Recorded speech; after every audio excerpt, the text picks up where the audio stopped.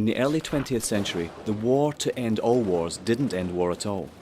It stoked the fires of change. A traumatized world was ripe for change. The world was ready for modernism. Modernists wanted to forget history, or at least reinterpret it. More than just a style, modernism applied to virtually all forms of creative expression. Innovative artists like Picasso, Escher, Dali, they all started looking at their world differently. Other artists tried painting light itself. These were the Impressionists. Surrealists went a bit further. We had entered the age of the isms. Cubism, symbolism, futurism, constructivism. All these new modern ways of looking at the world blew people away. When it came to architecture, modernists were intrigued by emerging technology. Concrete, glass and steel featured heavily in their buildings. Modernists believed that they could design a better society. Ornamental indulgence was considered a frivolous waste of effort. They thought function should always dictate form, and that mankind's intelligence, creativity and capability for radical thinking should be celebrated. Take the Russian inventor Georgy Krutikov. He suggested an idea for a city held aloft by electrical currents. This at a time when there was barely enough wattage to keep the lights on. Not everything they designed was a resounding success. But you could argue modernism was the single most influential movement of the 20th century. From house music to housewares, tables and chairs to graphic design, all have been created by the aesthetics and ideas of modernism.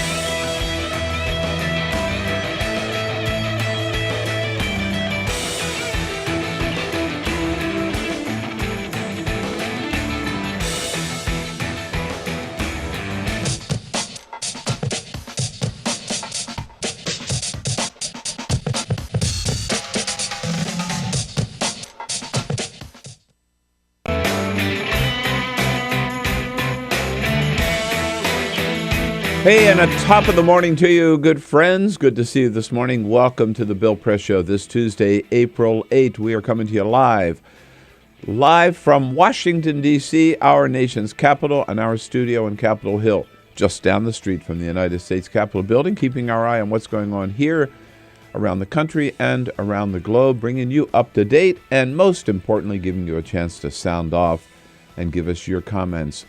You can do so by giving us a call at 866-55-PRESS, sending us your comments on the social media, on Twitter at BP Show, and on Facebook at facebook.com/Bill Press Show.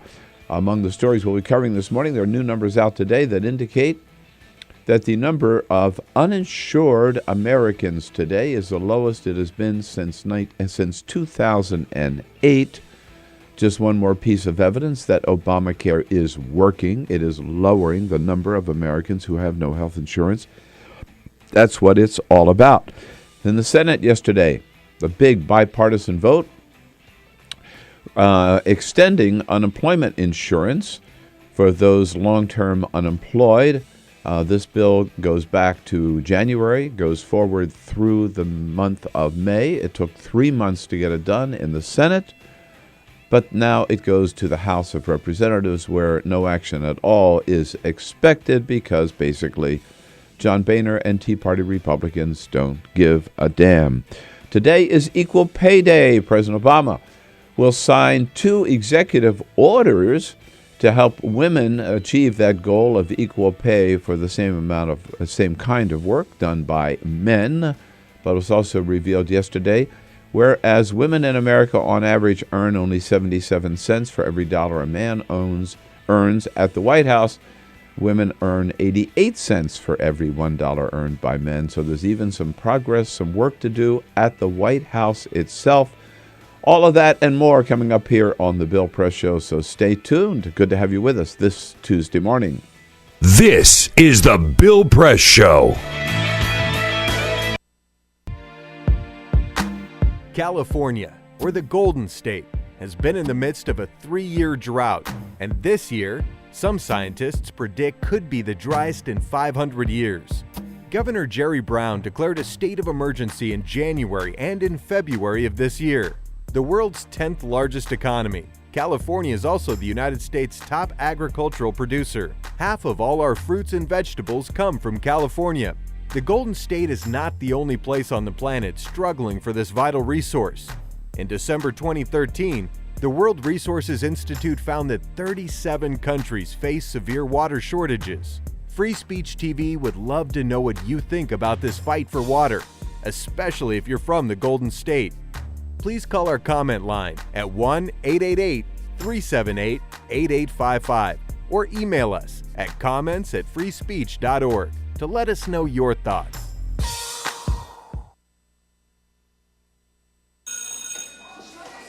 Don't look at me. Your hair's a bit frizzy today. Oh, you should pick that up. Oh, you're such a dork. Loser. Here, let me help you with that.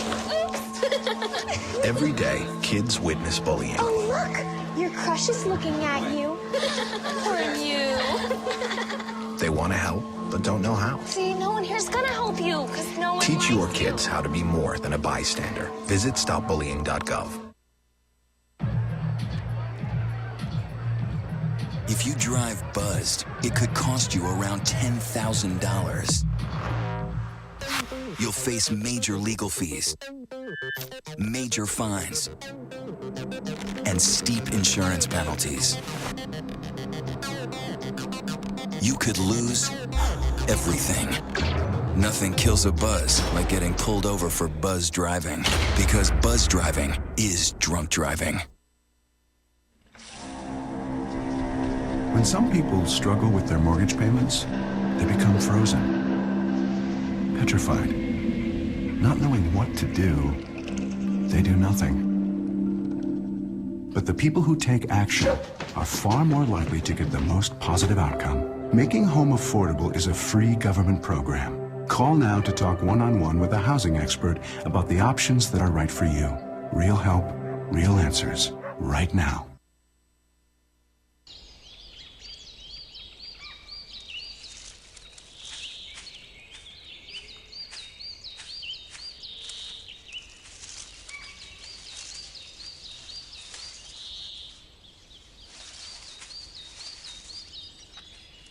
At Earth Justice, we defend the environment in the courtroom.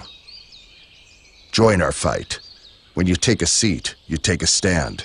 Earth Justice, because the Earth needs a good lawyer.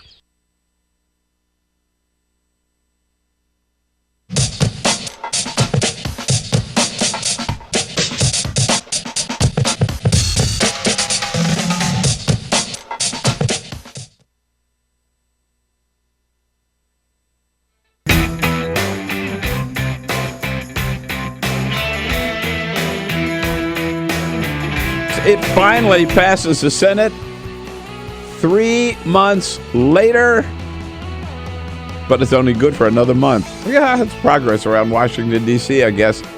Good morning, everybody. What do you say? Great to see you this morning. It is Tuesday, April 8th. Can you believe it? Here we go with the Bill Press Show. Another 3 hours rollicking through the big headlines of the day and the little stories of the day as well. We'll tell you what's going on. Bring you up to date on the latest here in our nation's capital. Both the House and the Senate back in town today. President Obama and Vice President Biden both in town today.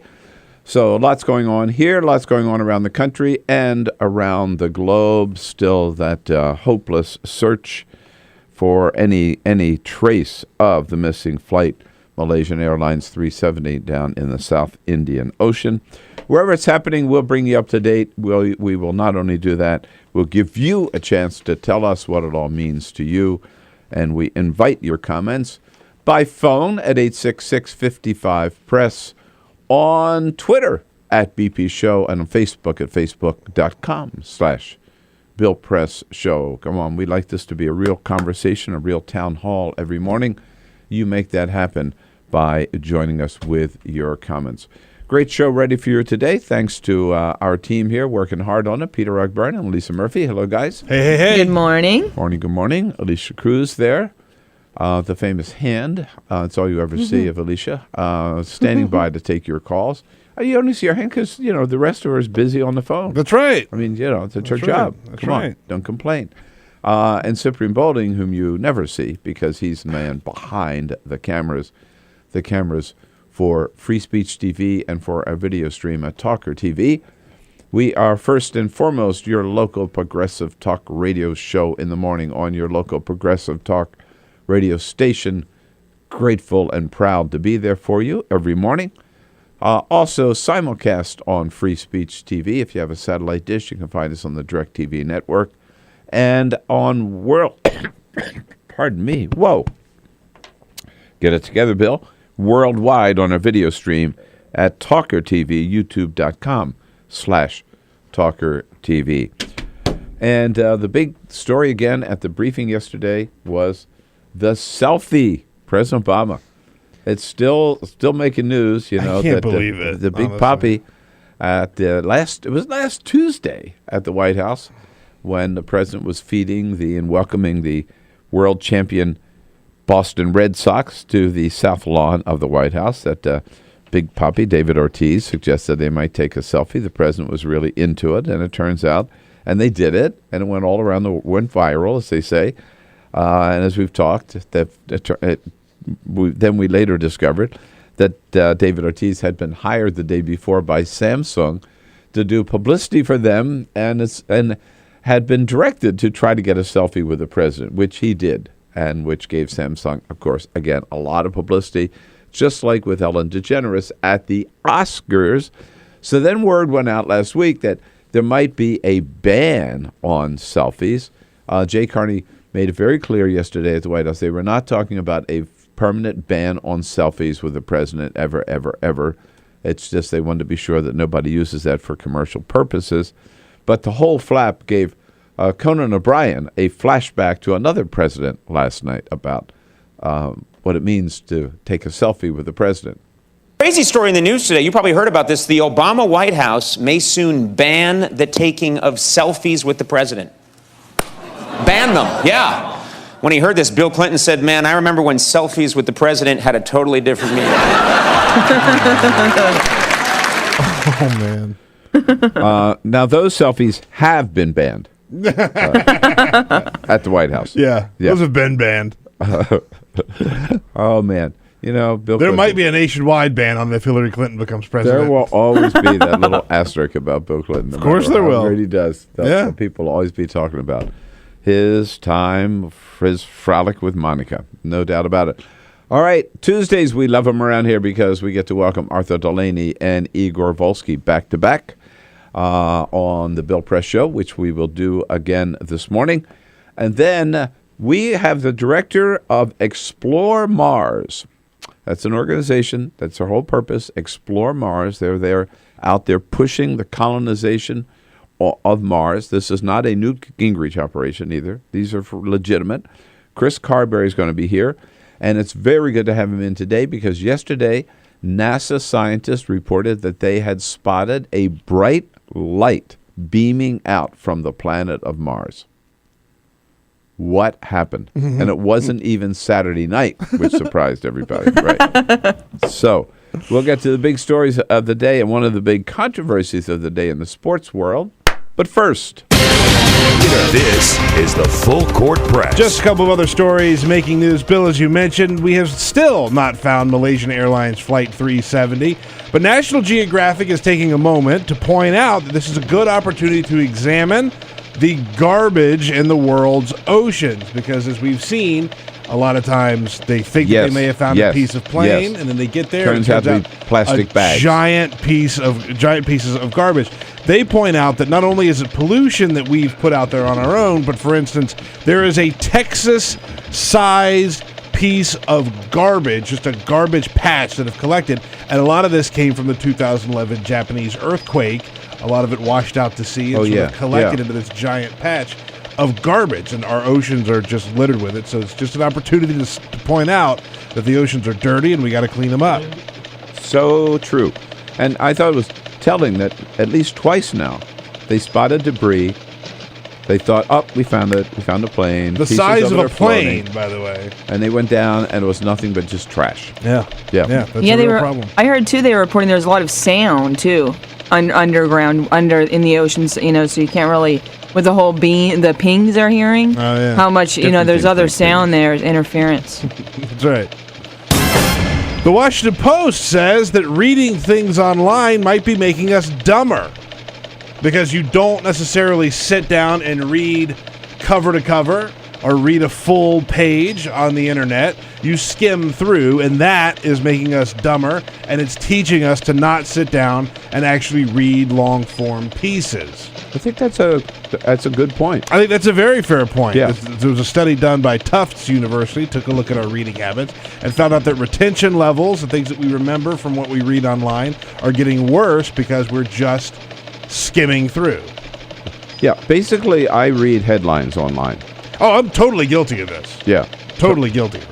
It's also because you don't want to stare at the screen, so it is one of those double-edged swords. It's what? You try to do it quickly because you don't want to stare at the screen. No, I hate staring at the screen. Yeah. Reading a long form on the screen? Yeah. No, it's torture sometimes.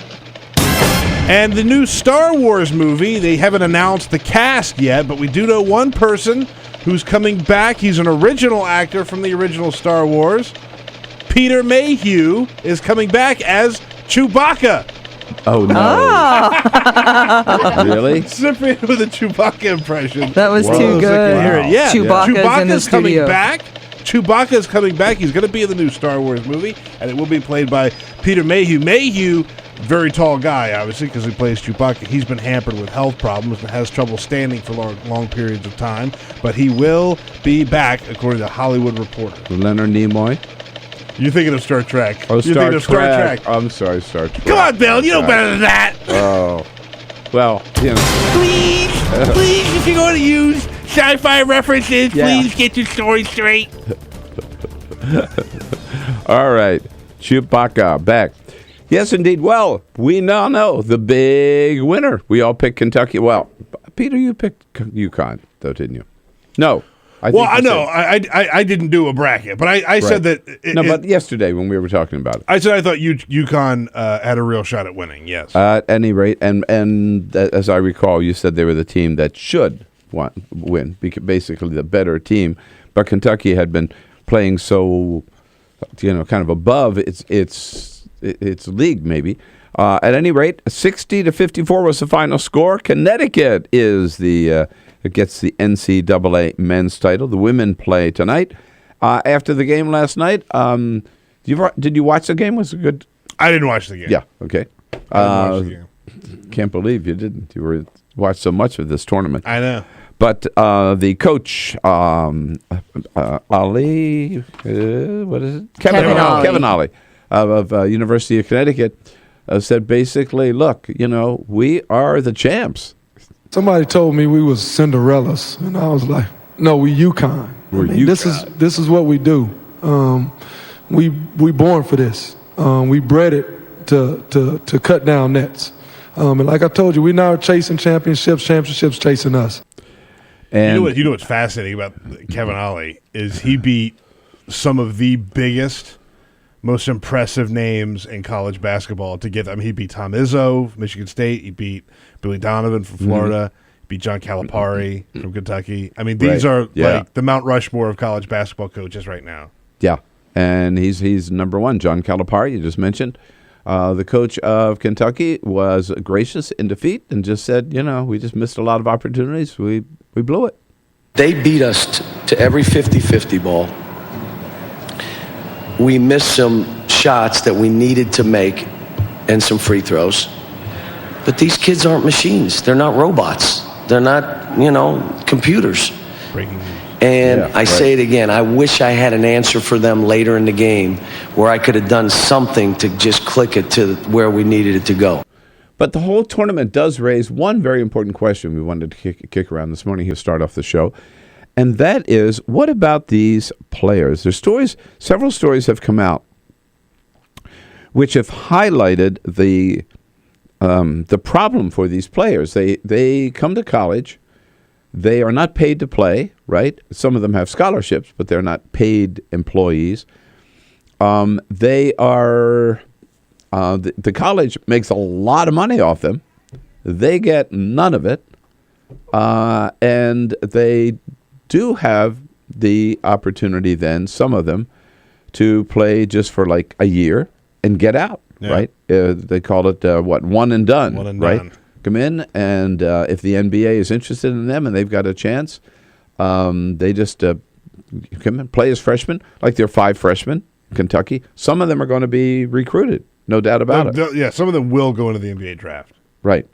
And that's one of the questions that's come up. That's the most important one, I guess. Remember, there's also the question of the union. Whether players at Northwestern University should be able to form a union. The court said last week, I guess it was last week, right, that they could, because technically by playing ball for the university, they are technically employees. Therefore, they could form a union. Some people have also talked about whether or not these players ought to be paid because the fact that they are bringing such revenue into the university, particularly that one about whether college basketball players should have to complete their college degree or whether they should be considered basically free agents. They're in, they play for a year, they're hugely successful, NBA picks them up, and they're gone, and they're making millions of dollars, right? And one of the University of Kentucky players brought this to the fore. Shabazz? From UConn. UConn. Shabazz Napier was asked about whether or not athletes should be paid and whether or not they can make money. And he says, we've got the university out there making millions of dollars off of our jerseys that we're wearing. Yeah. And we're having a hard time paying for food. Like, we don't know where we're going to get our next meal. And you've got these universities making millions of dollars off of what we're doing.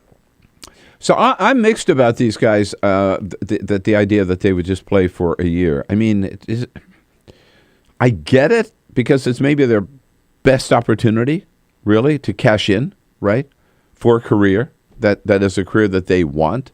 And if they stay another 3 years, they could get injured. Maybe they're not going to be as good, but they're also going to get out without a college degree. And if they're just coming in and playing for a year and then going off and making $1 million, they're not really college. It's not really college basketball. It's just that college has been able to not hire maybe, but recruit 5 people for 1 year to get some experience before they move up to the big leagues. It's certainly sort of gaming the system in the sense that these aren't necessarily student athletes, right? These are athletes. Right. These are athletes. That's right. But, look, if you are one of the best basketball players in the country and you are 19 years old, I go for it. I say go for it. Go get that NBA contract. Make millions of dollars because you don't know what's going to happen in the next 2 or 3 years. I know, like, in a perfect world, everybody gets a 4-year degree at least, and you're prepped for a backup plan if something does happen to your basketball career. But if you could go make money now, I say go make it. Then why not go right from high school? Well, there's actually a rule, right? You used to be able to do that. That's how Kobe Bryant did it, and LeBron James. Yeah. They didn't go to college. I believe, I know LeBron did, but they went back after the fact and got their college degrees. But there's a relatively new rule, like in the last 10 years or so, that the NBA, David Stern said, if you're going to play in the NBA, you have to go to college for at least a year, which a lot of people have a real problem with. Because, why would they sort of get in the way of these guys making money? I mean, if you're a great computer programmer and you're one of these whiz kids, right? And, right. And you are 16 years old and you're working for a company and they say, look, why don't you come work for us when you turn 18, you graduate high school, come work for us. We'll work out college later, but you're so good at what you do now. Why don't you come do that? That's kind of the same thing. Yeah, go do it. I'm going to be old-fashioned. Go for it. And I'm going to say, make them complete their college, get their college degree before they go to the NBA. If they go to college, then they stay for 4 years or they don't play on the basketball team. I don't like this. These are phony. They're not real college athletes. They're just rented basketball players. What do you think? 866-55-PRESS here on a Tuesday morning on the Bill Press Show. College basketball players. One and done. Is that good enough for you? Not for me. This is the Bill Press Show.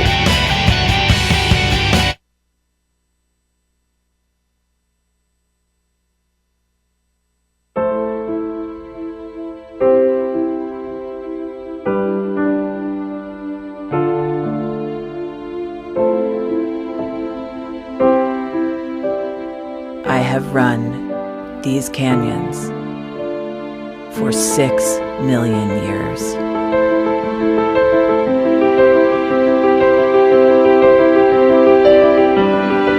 I have traveled from the Rocky Mountains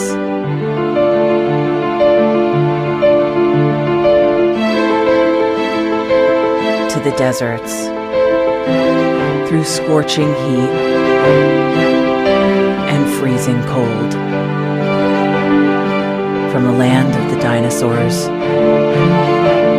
to fields of food.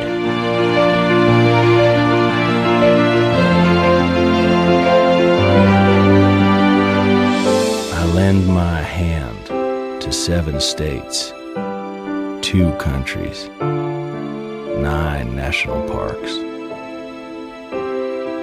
and 36 million people across an arid West. I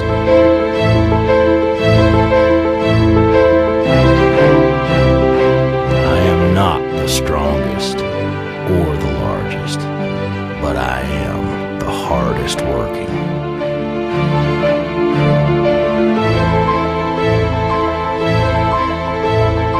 People love me.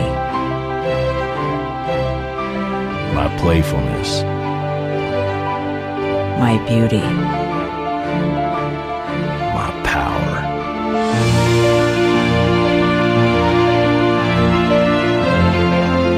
my life.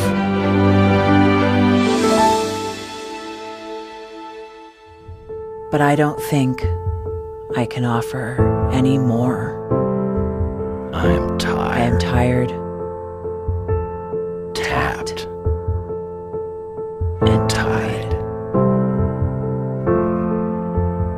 Of the hundreds of major rivers in the world, I am one of the few who no longer kisses the sea. Battles to harness my soul have been won and lost. Use me wisely, and I will sustain you. Use me like you have, and I will break. My name is Red. The Grand River Red. The American Nile. The Canyon Maker. I am the Colorado River. And I am the most endangered river in America.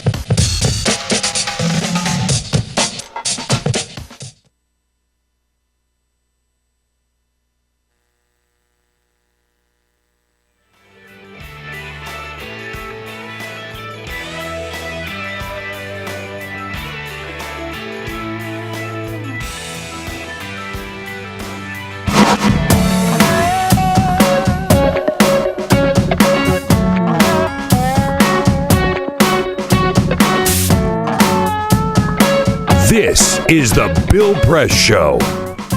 Here we go on a Tuesday morning talking about college basketball players given the big championship game last night and whether or not they ought to be paid, or if not, should they be allowed to play just 1 year as freshmen and then head off to the NBA Peter, your comment there before we go? Yeah, to we're on phones? Twitter Yeah. at BP Show. Just one quick comment from Mama for Obama.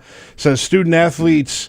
Says Bill, I don't think you have a clue what student athletes go through. There's a high percentage of them that never make it to the NBA at all. NFL players don't have to complete their degrees either and have to play 2 years in college to be recruited in the NFL.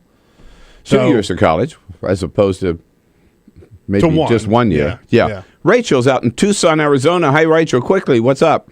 Hey, good morning. Well, I really think of that as like more of an apprenticeship for the students who stay 1 year. And if you think about it, it's like a trade school. They go there for apprenticeship, and then they go on to the job that they're going to do. And most of them do eventually come back and get their degree. But if you think about it in that concept, it's not that, different than what people did in different unions. That's a good comment. Yeah, no, I appreciate that comment. It might make me rethink my position a little bit here. It is an apprenticeship, and they're going into a trade, and then hopefully they go back and get their degree later. This is the Bill Press Show. This is my computer. This is your computer. Let's go on the internet. Let's go. Click it. Yes. Okay. I cursor in between the R and the E. Pressing dot, I want you to just push the period. She's gonna love me all over again. That's it. Jamaica, here you go. Here we go. Good job. Thank you. Thank you. And I did it by myself. Feel smarter. So, I'm kind of new here, but I've noticed a trend. My human does this funny thing where she goes around and gets all my toys, and then she hides them in that basket by the door. But it's always the same basket, and it's always in the same place. And then she acts so surprised when I find them, but, she's putting them in the same basket. Again. It's like, hello, that's where you put it last time. You were the worst at hide and go seek.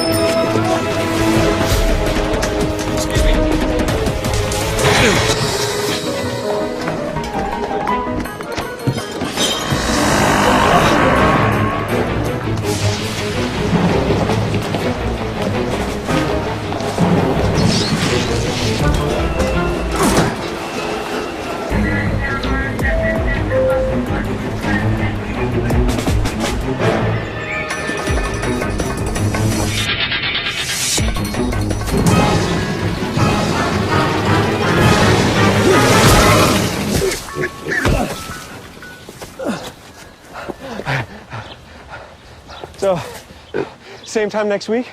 Well, of course. Put away a few bucks, feel like $1 million. For free tips to help you save, go to Feed the Pig.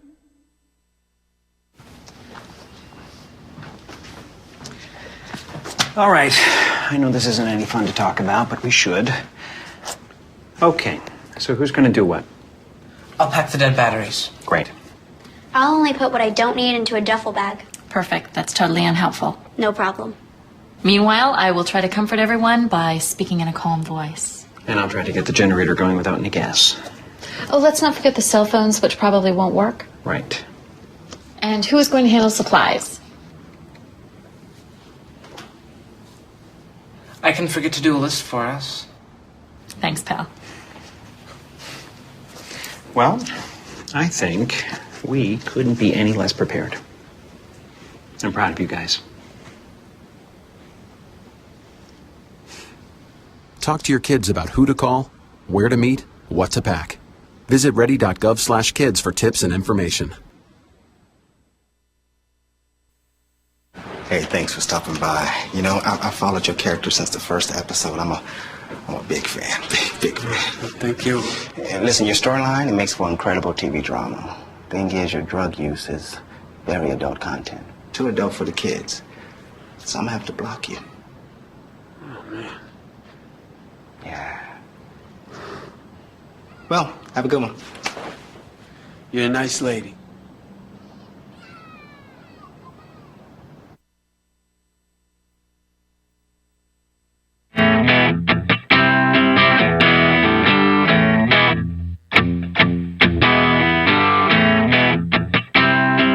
On your radio, on TV, and online.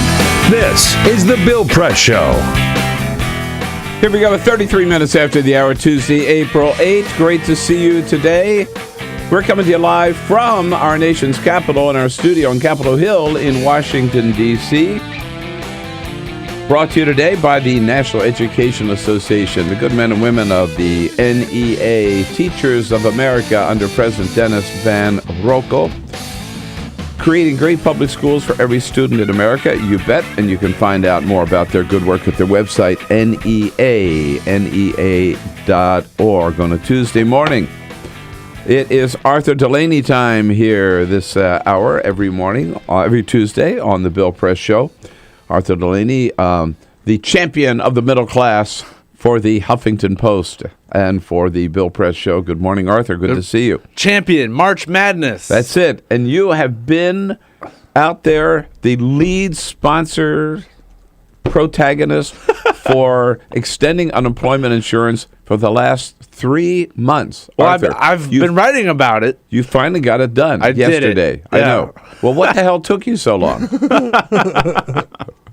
So, yeah, it's moving, man. Yeah. And you did it with bipartisan votes?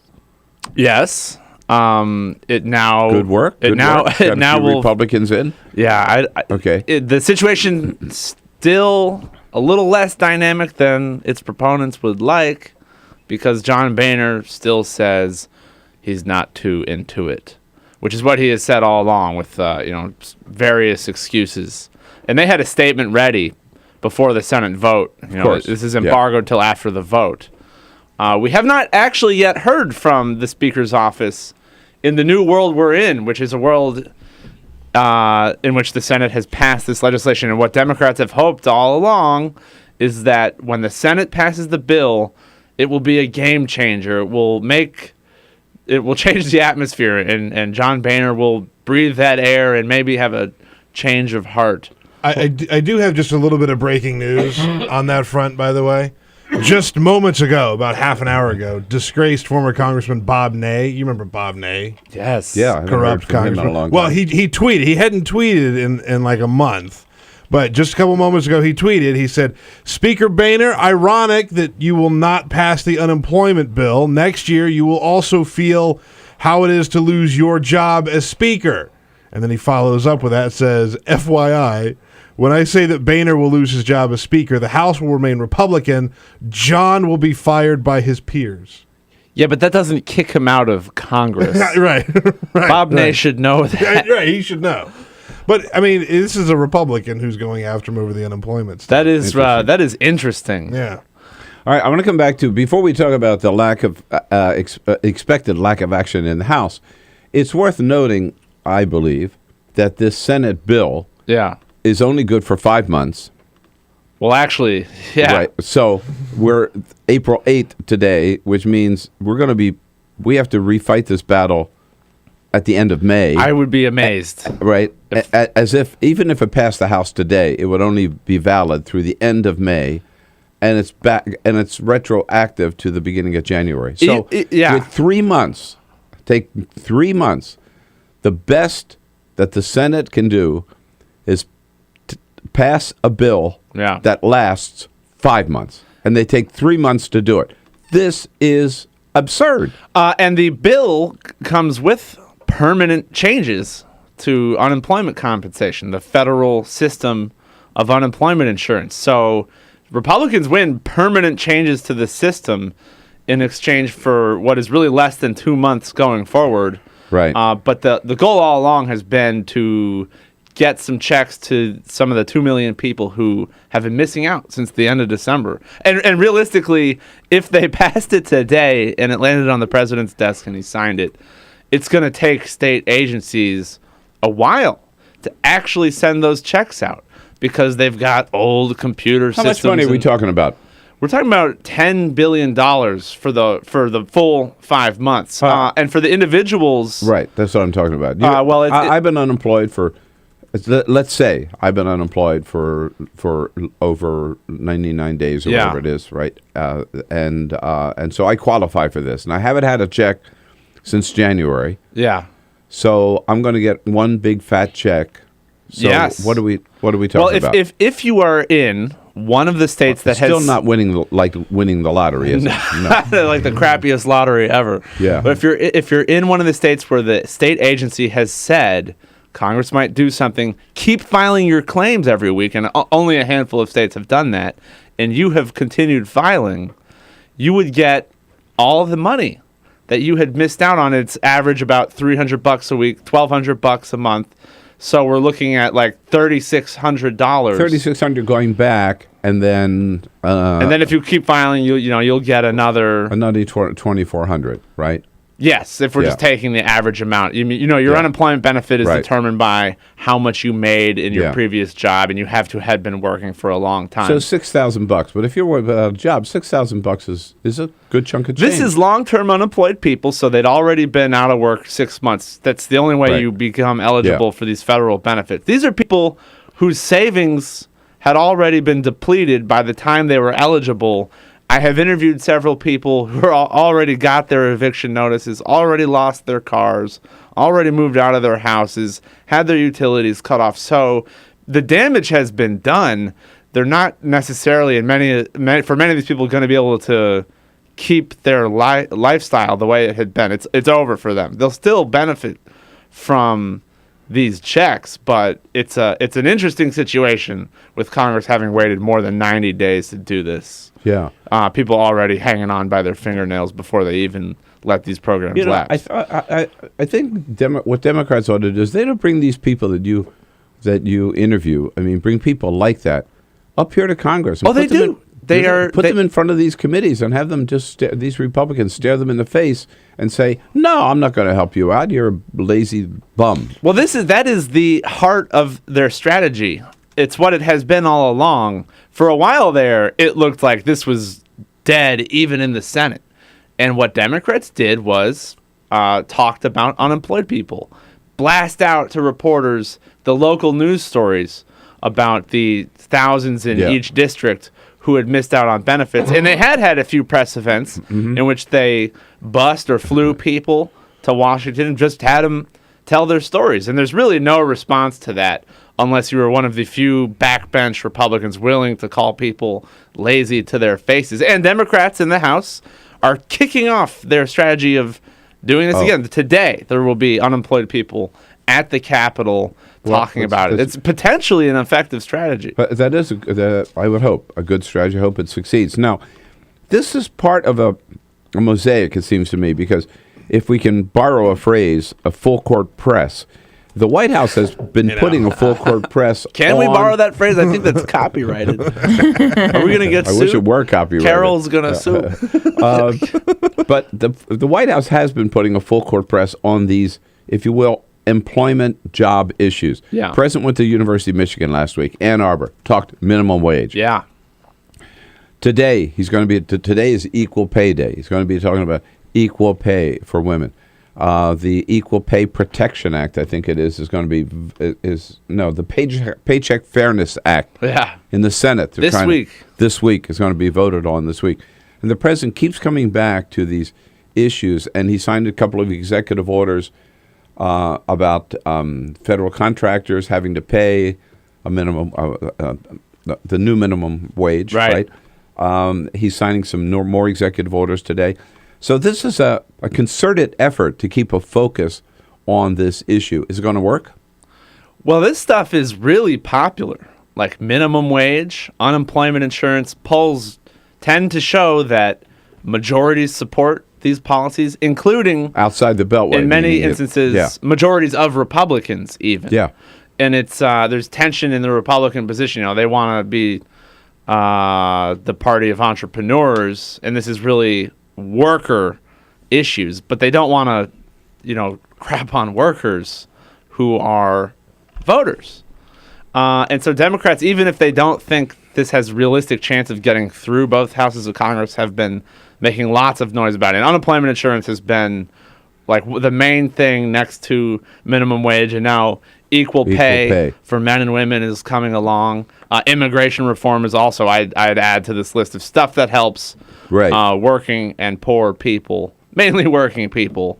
Yeah. And they will bludgeon Republicans with it, even if they don't think they can get it into law. So I would say those are 4 issues, right, related: immigration reform, minimum wage, equal pay, unemployment insurance, where all this attention to them may get some action by Congress. Yeah. But if not, it will at least develop an issue that Democrats can force Republicans to be on the defensive about when it comes to the midterm elections. The Republican argument against these policies, which they don't really like to make, is these policies obviously directly benefit the people it's supposed to benefit. You get middle unemployment class, insurance. You get more money. Middle class and working class Americans. And the Republican argument is, well, economically, it's bad. It creates disincentives or things like that. You're essentially saying to people that they don't know what's best for them. That what the implication is that they need to be afraid they're going to starve to death in order to learn the dignity of work. And it's just not an argument you can really make directly to people. Yeah, which is reflected in the public opinion polls. Arthur Delaney here from Huffington Post. We're talking wages, minimum wage. We're talking equal pay. Talking the extension of unemployment insurance voted by the Senate yesterday. Your questions, your comments at 866-55-PRESS. And it is Equal Pay Day. When we come back, Arthur, there was some embarrassing information yesterday about what the White House is paying women on Equal Pay Day. Arthur Delaney with us. Your call's welcome. We'll be right back. This is the Bill Press Show.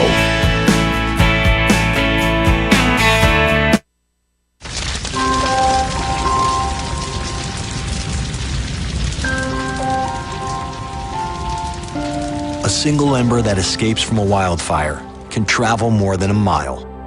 That single ember can ignite and destroy your home or even your community. You can't control where that ember will land, only what happens when it does. Get Fire Adapted now at fireadapted.org. Columbine, Virginia Tech, Tucson, Aurora, Fort Hood, Oak Creek, Newtown. Newtown, Newtown. Newtown. How many more? How many more? How many more colleges? How many more classrooms? How many more movie theaters? How many more houses of faith? How many more shopping malls? How many more street corners? How many more? How many more?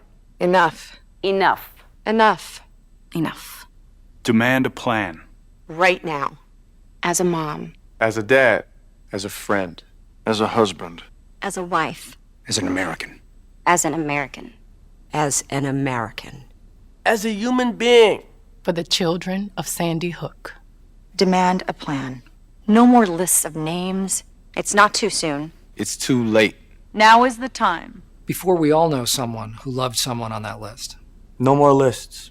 No more. Who they might have been. No more. If we had just done something yesterday. It's time. We can do better than this. We can do better than this. It's time. It's time. It's time for our leaders to act. Demand a plan. Right now. Right now. You! Demand it! Enough. Enough. Enough. Enough.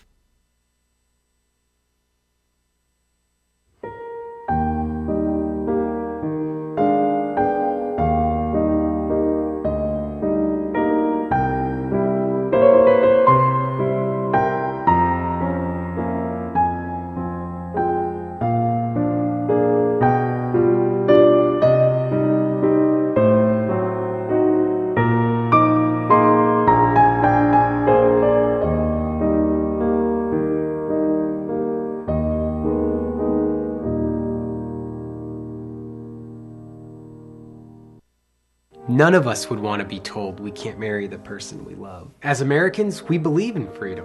That's what I fought for as a Marine, and that's what we believe in as Republicans. Freedom means freedom for everyone. I didn't used to understand the importance of same-sex marriage, but after learning my brother was gay, I wanted the same rights for him. He was the best man at my wedding, and I want to be the best man at his. It's only fair that Calvin should have the freedom to marry the person he loves, too. It's time for marriage.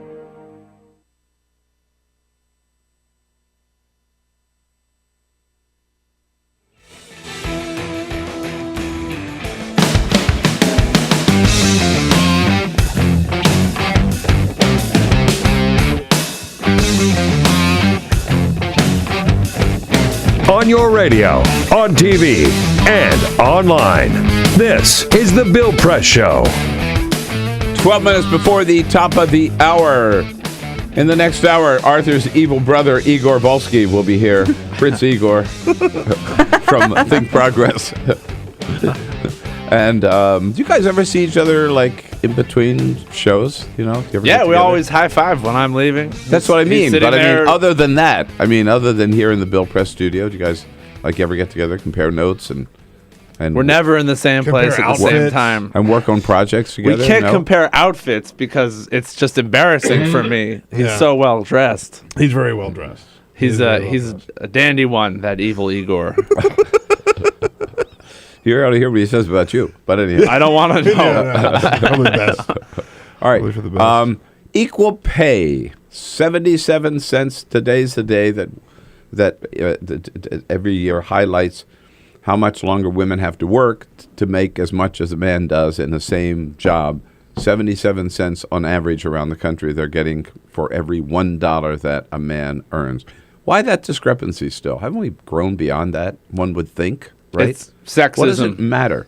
I mean, What does it matter? No, I know what it matters to women, but what does it matter to an employer whether the person doing that job is a man or a woman? Why should a woman get paid? I mean, I just don't see even where I don't it came think it's from. these payroll decisions are not necessarily in the front of an employer's mind. I think it's a subconscious thing, lower pay, and also I think they're in the front of their mind. They're saying, "Oh, she's a woman. I don't have to pay her as much." It's just nonsense. Well, you know, if they had that thought, they'd know that's you get sued for that, big time. And that's what this legislation is all about. You know, helping people with these kinds of lawsuits. And that's what the Lilly Ledbetter law was all about. Part of if you read the legislation, say in the studies, what it says is the discrepancy in pay between men and women is partly institutional sexism today, and partly the hangover from institutional sexism in the past, in which a woman who's had a long career, say, has been paid less over the course of it, so she comes to a new job today. She's on this lower tier to begin with. So it's a mix of factors that contribute to this shameful discrepancy in men's and women's pay. Let's say hello to Wayne, calling from out in Chicago on WCPT. Hello, Wayne. Good morning. Good morning, everybody. Hey, good. Good morning. What's up? Yes, I just wanted to make a few observations about the unemployment insurance. Yes. Yep. The Democrats, like the senator who went in and made that deal with Paul Ryan, the female senator, I forgot her name. Patty Murray from Washington. Right, Miss Murray from Washington. Anyway, like I have a couple of people in my building, and I know a lot of people who've been cut off unemployment, and I can't even begin to tell you how angry they are, because every paycheck they take out of their paycheck to put into unemployment insurance. So it's not a freebie. People are paying into unemployment. Yep. And when Miss Murray went in there and made that deal with Paul Ryan, the Democrats were afraid that the Republicans were going to shut the government down. So they capitulated and yielded again, showing weakness, and didn't push for unemployment compensation insurance. That's why Nancy Pelosi couldn't believe it herself when it happened. So this is my point. If the Democrats continue to be weak and continue to capitulate and accept these things that the Republicans want to do to change unemployment, they are going to lose the Senate, and they think Hillary Clinton has a free ride to the White House, they're going to have Jeb Bush as president. All right, Wayne, we got your message. Wayne is Arthur? right. Wayne nailed it. The Ryan Murray budget deal, and people realized this at the time, was the best vehicle for attaching the unemployment insurance. And this was something Democrats talked about. Like, that is, they themselves said, that is where we ought to put these benefits.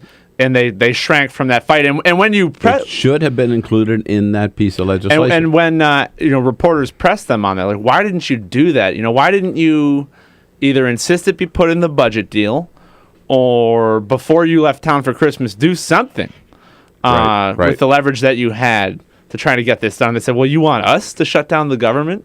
You want us to be absolutists who insist on getting everything we want so that we are the ones who caused the government shutdown? Which I hear what they're saying, but it was always sort of an interesting retort because they didn't really even get that close to making that kind of demand where anyone thought a shutdown was remotely possible. No. They didn't really fight the fight. I can see fighting the good fight and losing it, but they didn't fight the good fight on that. And there were people at the time, we said it on this show at the time, come on, now's the opportunity, and it's a glorious, shameful missed opportunity, I guess. But Wayne, he nailed it right there. Well, our smart callers. Our listeners and our viewers are really smart because we have smart guests, too.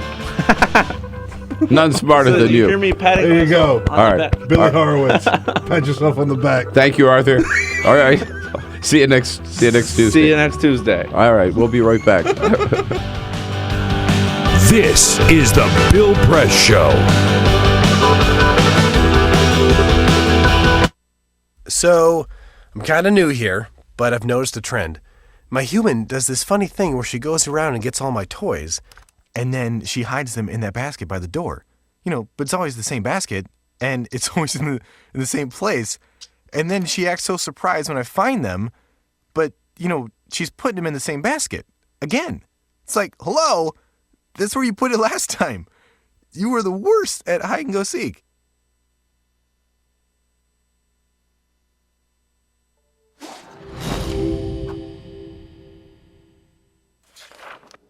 In 1920s America, the Great Depression effectively erased consumer demand. Struggling manufacturers needed new ways to get people buying again.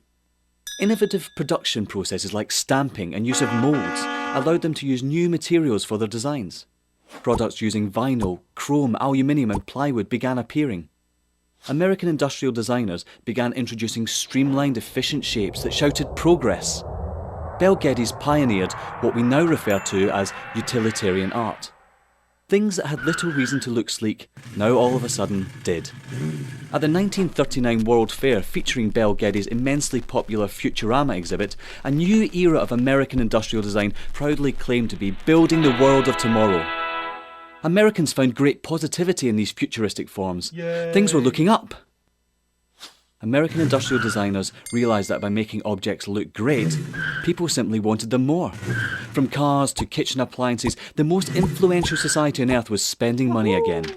Mass consumption had arrived. Advertisers finally had lots to talk about. Personal taste could be expressed through the things you bought. Style became equally as important as function. Chair designers like Eames and Saarinen didn't just design seating, they created desirable lifestyles. People behind the products suddenly were stars. Everyone wanted to know who they were. Raymond Loewy was one of the shining lights of American industrial design. His face ended up on every coffee table in the nation. Toothpaste packaging promised whiter teeth. Washing powder packaging promised whiter whites. Who knew such simple household objects would shape the tastes and ambitions of an entire society? American industrial design improved America, functionally, culturally and intellectually, and exported it around the globe.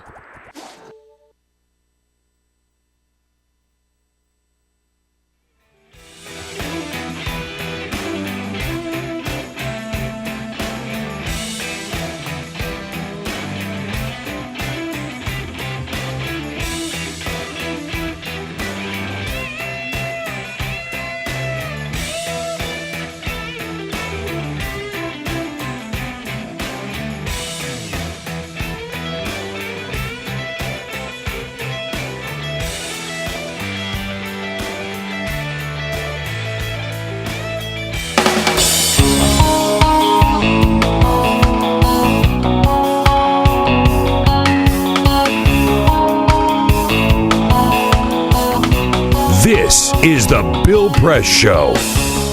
Igor Volsky from Think Progress at the top of the next hour. Peter Ogburn, what do you got? Bill, freshman Louisiana Congressman Vance McAllister is in a little bit of hot water. And when you come from Louisiana and you're a Republican congressman, of course your name is Vance McAllister. Well, he ran on the platform of faith, family, and hard work. That was his big push. Now, I think you know where this is going. I feel it coming. Yesterday afternoon, a video surfaced of him kissing a female staffer who is not his wife.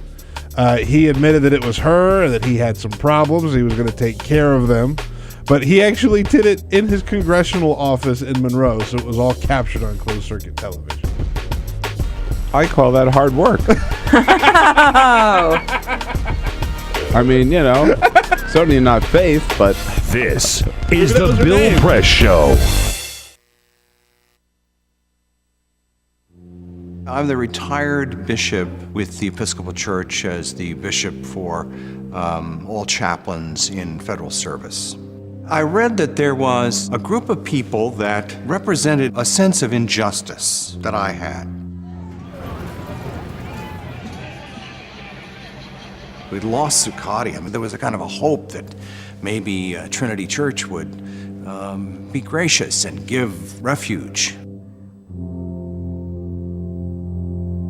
We picked this day where we would gather and demonstrate that Trinity was closing its ears to what was happening.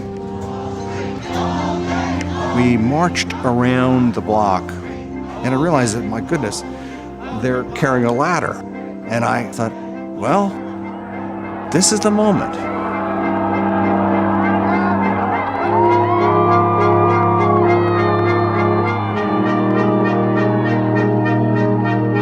You could feel a spiritual presence. You could feel a certain something.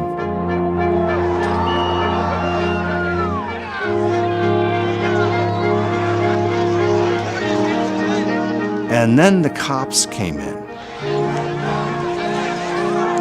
It got brutal. I'm with you right here. Robin, I'm here. The church needed, in this moment in history, to stand alongside of these protesters. The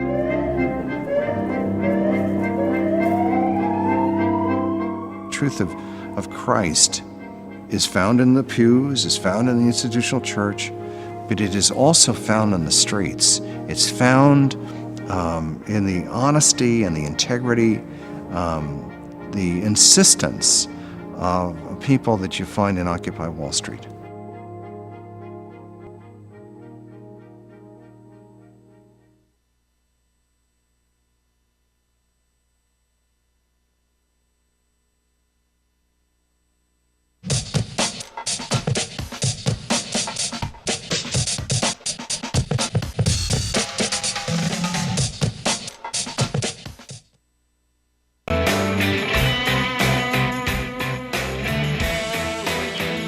Hey, and a top of the morning to you, good friends. Good to see you this morning. Welcome to the Bill Press Show this Tuesday, April 8th. We are coming to you live from Washington, D.C., our nation's capital, and our studio in Capitol Hill, just down the street from the United States Capitol building, keeping our eye on what's going on here, around the country, and around the globe, bringing you up to date, and most importantly, giving you a chance to sound off and give us your comments.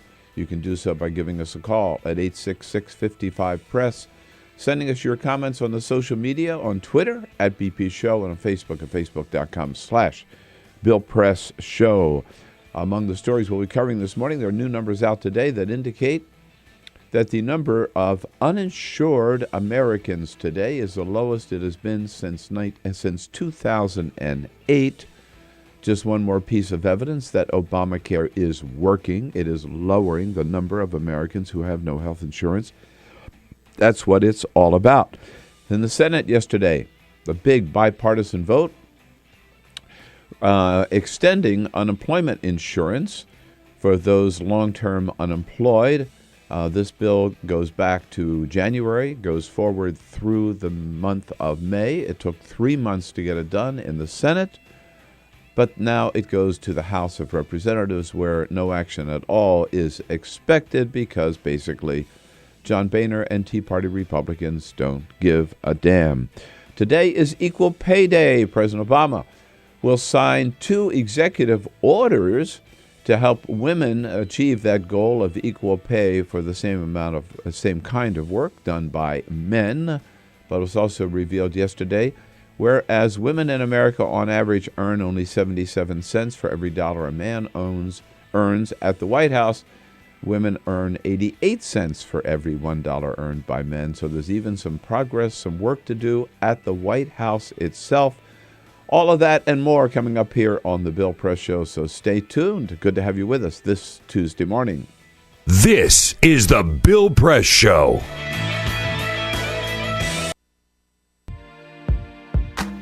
California, or the Golden State, has been in the midst of a 3-year drought, and this year, some scientists predict could be the driest in 500 years.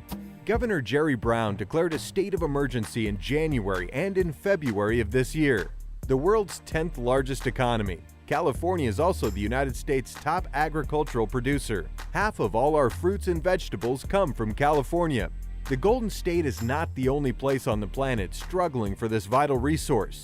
In December 2013, the World Resources Institute found that 37 countries face severe water shortages. Free Speech TV would love to know what you think about this fight for water, especially if you're from the Golden State. Please call our comment line at 1-888-378-8855 or email us at comments@freespeech.org to let us know your thoughts.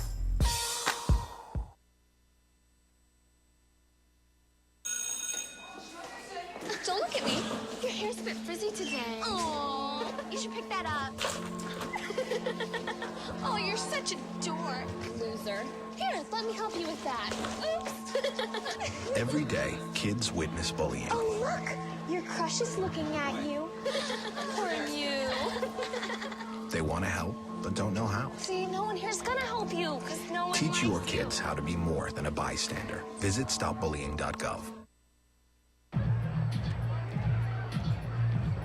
If you drive buzzed, it could cost you around $10,000. You'll face major legal fees, major fines, and steep insurance penalties. You could lose everything. Nothing kills a buzz like getting pulled over for buzz driving, because buzz driving is drunk driving. When some people struggle with their mortgage payments, they become frozen, petrified. Not knowing what to do, they do nothing. But the people who take action are far more likely to get the most positive outcome. Making home affordable is a free government program. Call now to talk one-on-one with a housing expert about the options that are right for you. Real help, real answers, right now.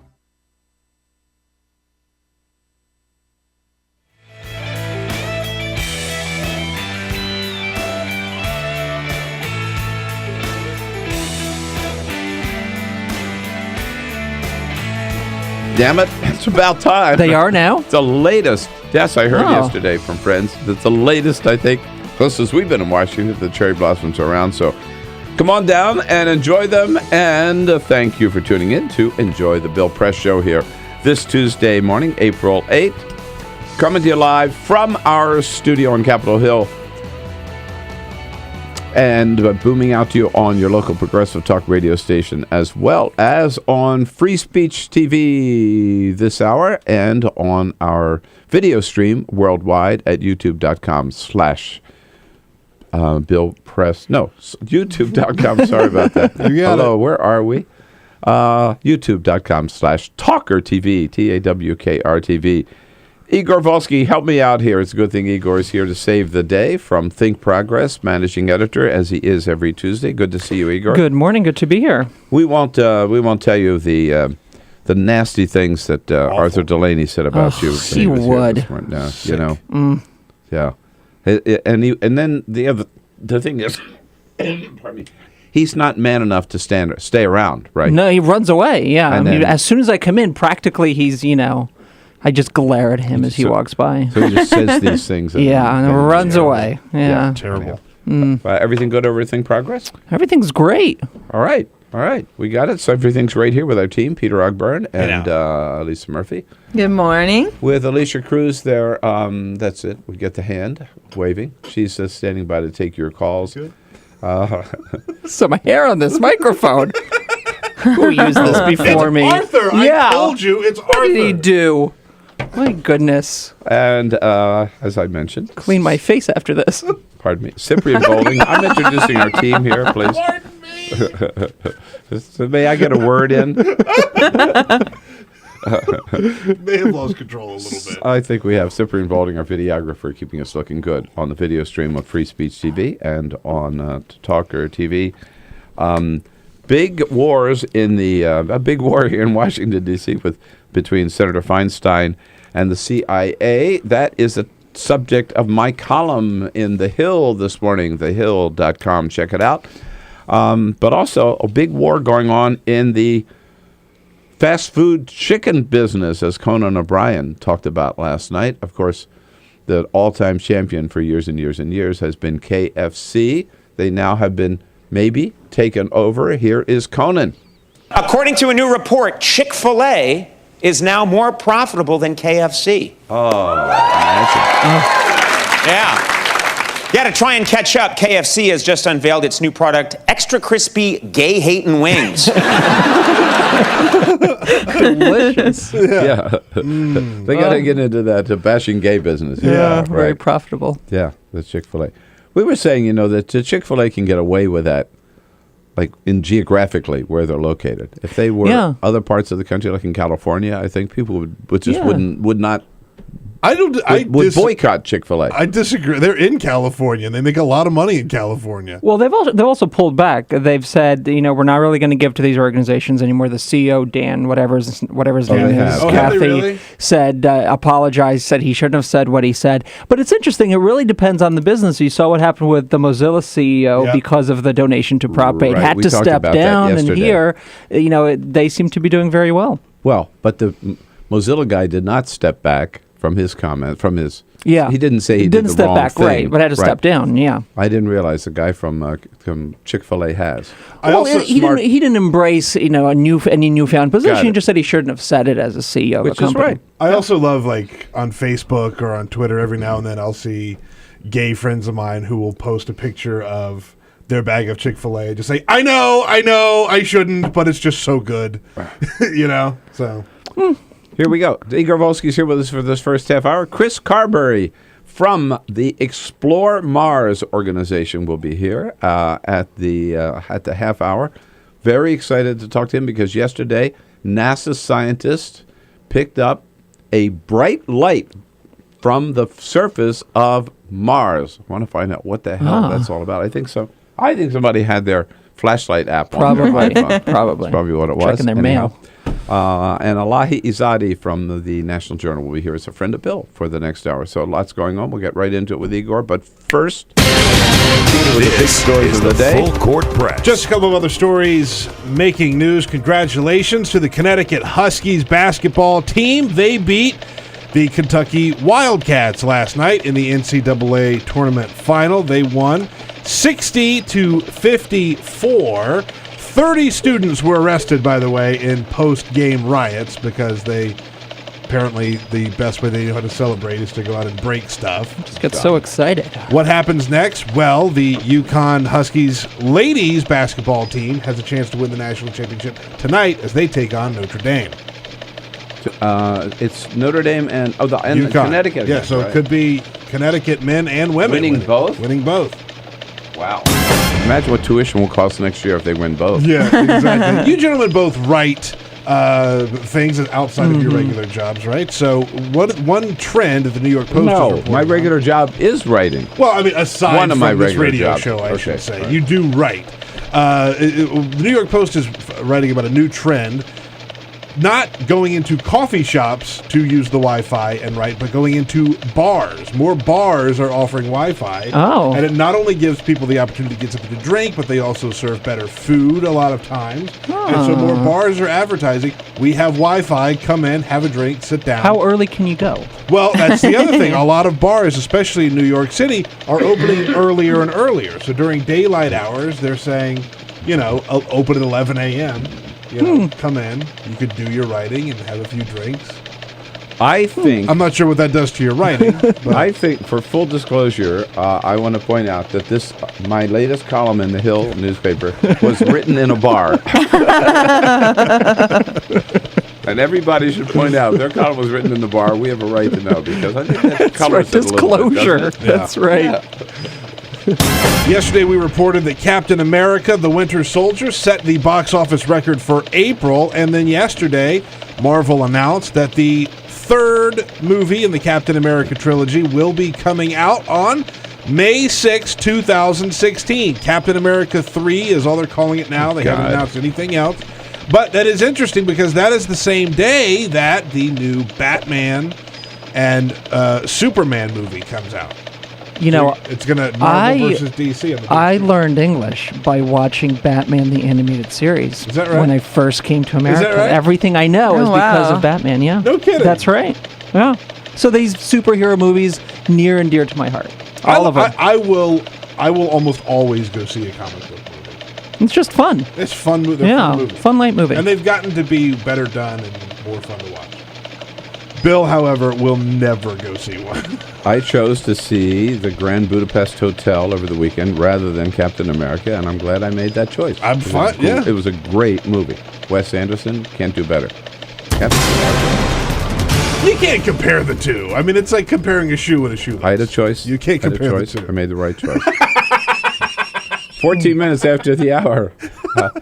Igor, we learned yesterday that, maybe not a surprise, but further evidence that Obamacare is working, the number of, and you've reported this, we've seen a pretty striking number in the number of Americans who now are covered by health insurance. Yeah, the big question, I think, once you saw the numbers come out, 7.1 million signed up for Obamacare, was how many of those people are uninsured? Are these people just switching from plans they had? Did they have insurance before?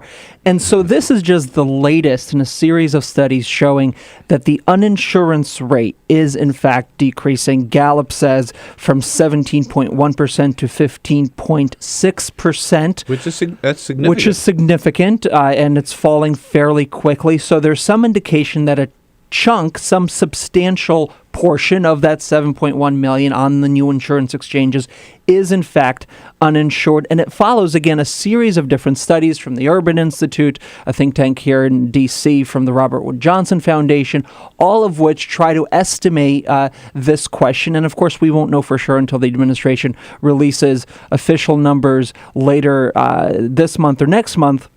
But it's a sign that things are at least moving in the right direction and that people who really need coverage are now going to have it. And that's, it's one of the main goals is to make sure that more Americans are covered, or all Americans are covered, of the eventual goal, right? And to lower the number of people without health insurance. So just that very fact in itself shows that Obamacare is working. Yes. It's doing what it was intended to do. Yes, but that won't stop it from being a political football, a political issue in 2014 and in 2016. And the administration yesterday announced, along with all this kind of good news, Obama had the the Rose Garden speech talking about the signups, that they announced a small tweak to the law that they won't, for the second year in a row, reduce how much Medicare Advantage is reimbursed.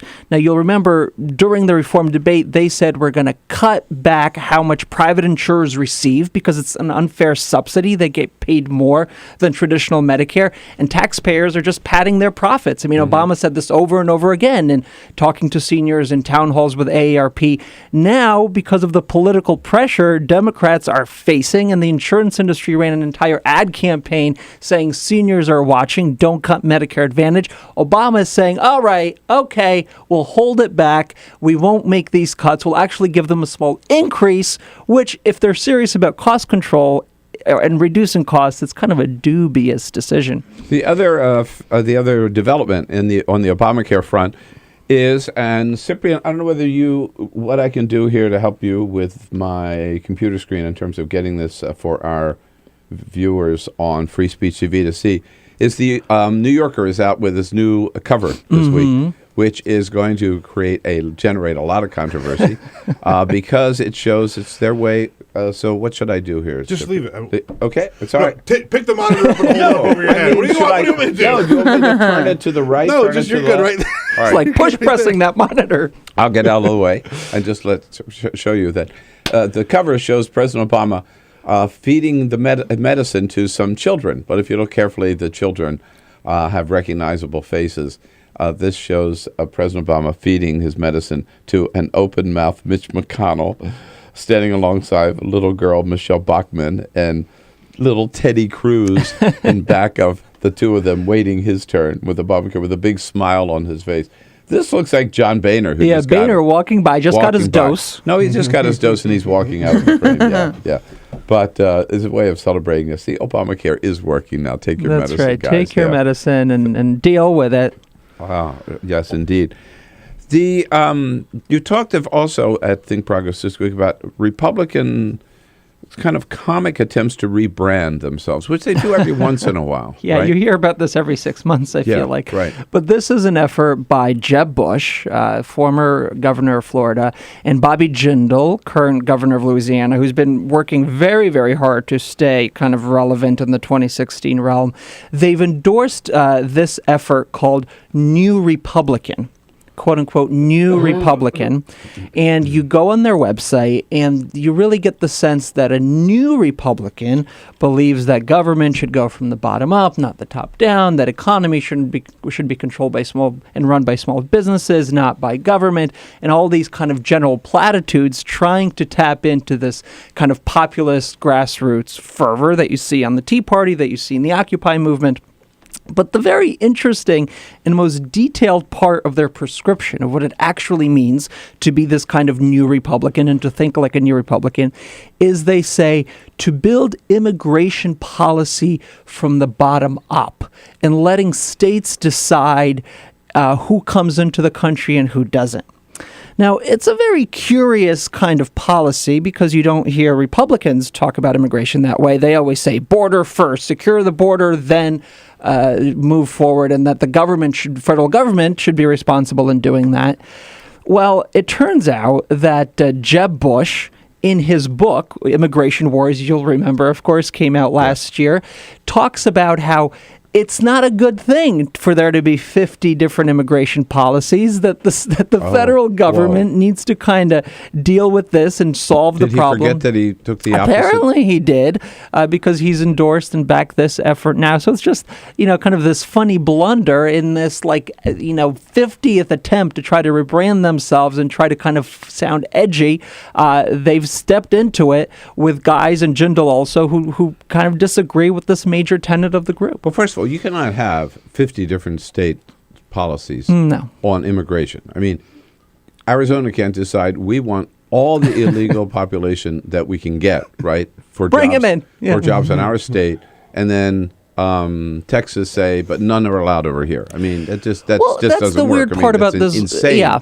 But also Jeb Bush then went further when he said, well, certainly he distinguished himself from any other Republican candidate for president that I can think of when he said that actually coming here illegally is an act of love. Yeah. It is not a criminal act. It's an act of love. Yes. I cannot imagine Ted Cruz saying that. No, and Ted Cruz was asked about it yesterday. Or Marco Rubio saying that. No. Right. Yeah. It's, look, Jeb Bush, I think, is an interesting candidate. And I've always said that if a Republican can learn to kind of moderate their views within the realm of not appealing very crazy to their Tea Party base when it comes to issues like immigration, when it comes to issues like healthcare, that there's some hope here in, I think, Republicans winning a real national election.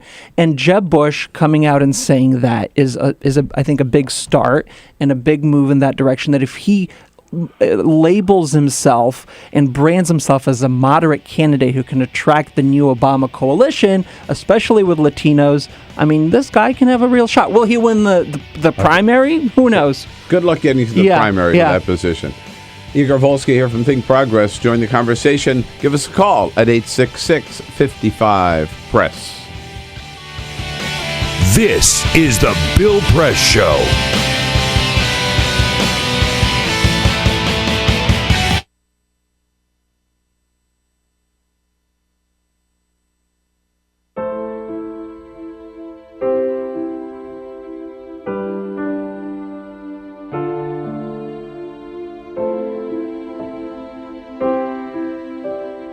I have run these canyons for 6 million years.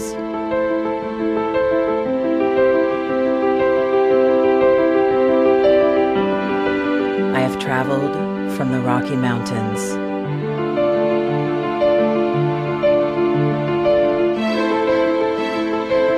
to the deserts, through scorching heat and freezing cold, from the land of the dinosaurs to fields of food.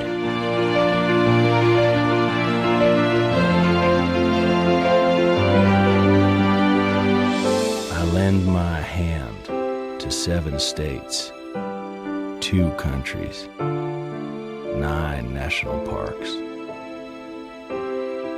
and 36 million people across an arid West. I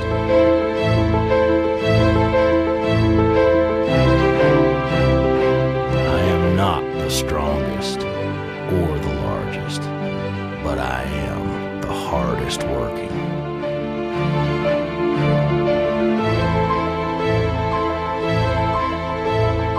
People love me. My playfulness, my beauty, my power,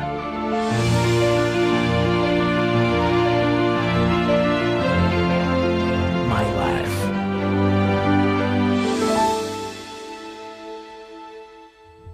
But I don't think I can offer any more. I am tired. I am tired, tapped, and tied. Of the hundreds of major rivers in the world, I am one of the few who no longer kisses the sea. Battles to harness my soul have been won and lost. Use me wisely, and I will sustain you. Use me like you have, and I will break. My name is Red. The Grand River Red. The American Nile. The Canyon Maker. I am the Colorado River. And I am the most endangered river in America.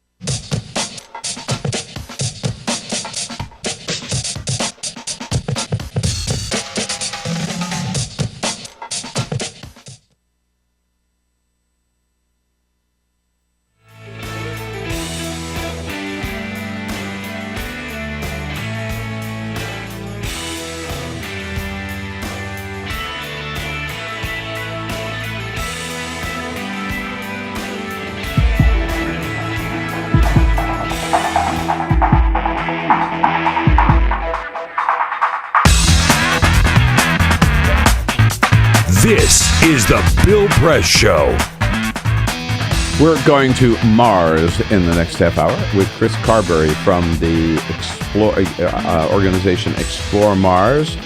Right now, we're on what? Planet Venus. Planet Igor, come on. Planet Igor. Yeah. With Prince Igor. Welcome aboard. Igor Volsky from Think Progress. I got to tell you, you guys get into so much, but one of the stories that fascinated me on Think Progress this week, we talked a little bit about it the other day, is that Americans, for some reason, don't use their vacation time. Yeah. Why not? Oh. There's so many factors, I'm sure. Yeah, I think there's, from the very beginning, I'm a big fan of historical roots, and I think there's something to be said for the idea of like this Puritan work ethic that Americans have had from the very beginning that has kind of carried over. But yeah, you compare American work behavior to that of other countries, and it's really startling how little we rest, how little we just kind of, back away and take some time to ourselves and rework that life-work balance. We really should. We think that what we're doing is so important. So important, we can't step away for a second. That can't take any time off, or maybe we're afraid that if we do, somebody else is going to take our job. I don't know. Well, I think a lot of it comes out of fear, honestly.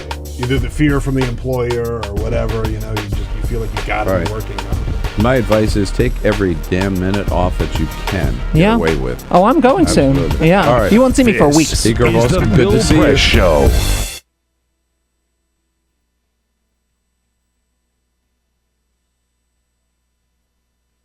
This is my computer. This is your computer. Let's go on the internet. Let's go. Click it. Yes. Okay. I cursor in between the R and the E. Racing dot. I want you to just push the period. She's gonna love me all over again. That's it. Jamaica, here you go. Here we go. Good job. Thank you. Thank you. And I did it by myself. Feel smarter. So, I'm kind of new here, but I've noticed a trend. My human does this funny thing where she goes around and gets all my toys, and then she hides them in that basket by the door. But it's always the same basket, and it's always in the same place. And then she acts so surprised when I find them, but, she's putting them in the same basket. Again. It's like, hello? That's where you put it last time. You were the worst at hide and go seek.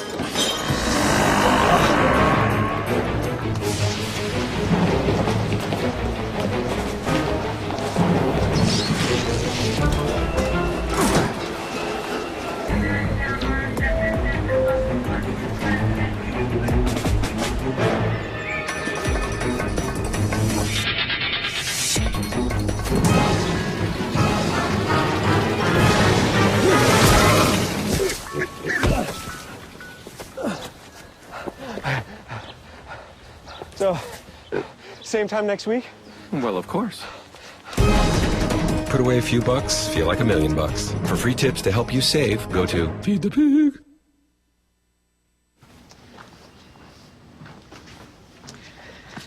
All right. I know this isn't any fun to talk about, but we should. Okay. So who's going to do what? I'll pack the dead batteries. Great. I'll only put what I don't need into a duffel bag. Perfect. That's totally unhelpful. No problem. Meanwhile, I will try to comfort everyone by speaking in a calm voice. And I'll try to get the generator going without any gas. Oh, let's not forget the cell phones, which probably won't work. Right. And who is going to handle supplies? I can forget to do a list for us. Thanks, pal. Well, I think we couldn't be any less prepared. I'm proud of you guys. Talk to your kids about who to call, where to meet, what to pack. Visit ready.gov/kids for tips and information. Hey, thanks for stopping by. You know, I followed your character since the first episode. I'm a big fan, big fan. Thank you. And listen, your storyline, it makes for incredible TV drama. Thing is, your drug use is very adult content. Too adult for the kids. So I'm gonna have to block you. Oh, man. Yeah. Well, have a good one. You're a nice lady.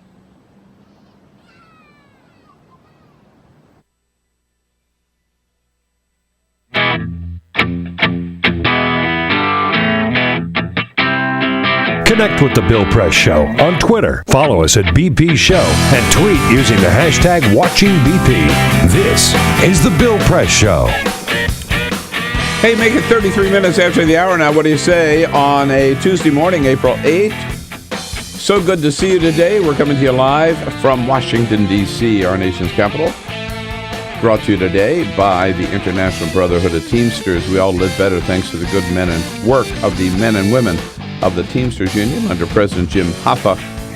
And you can find out more about their good work at their website, teamster.org. Teamster.org.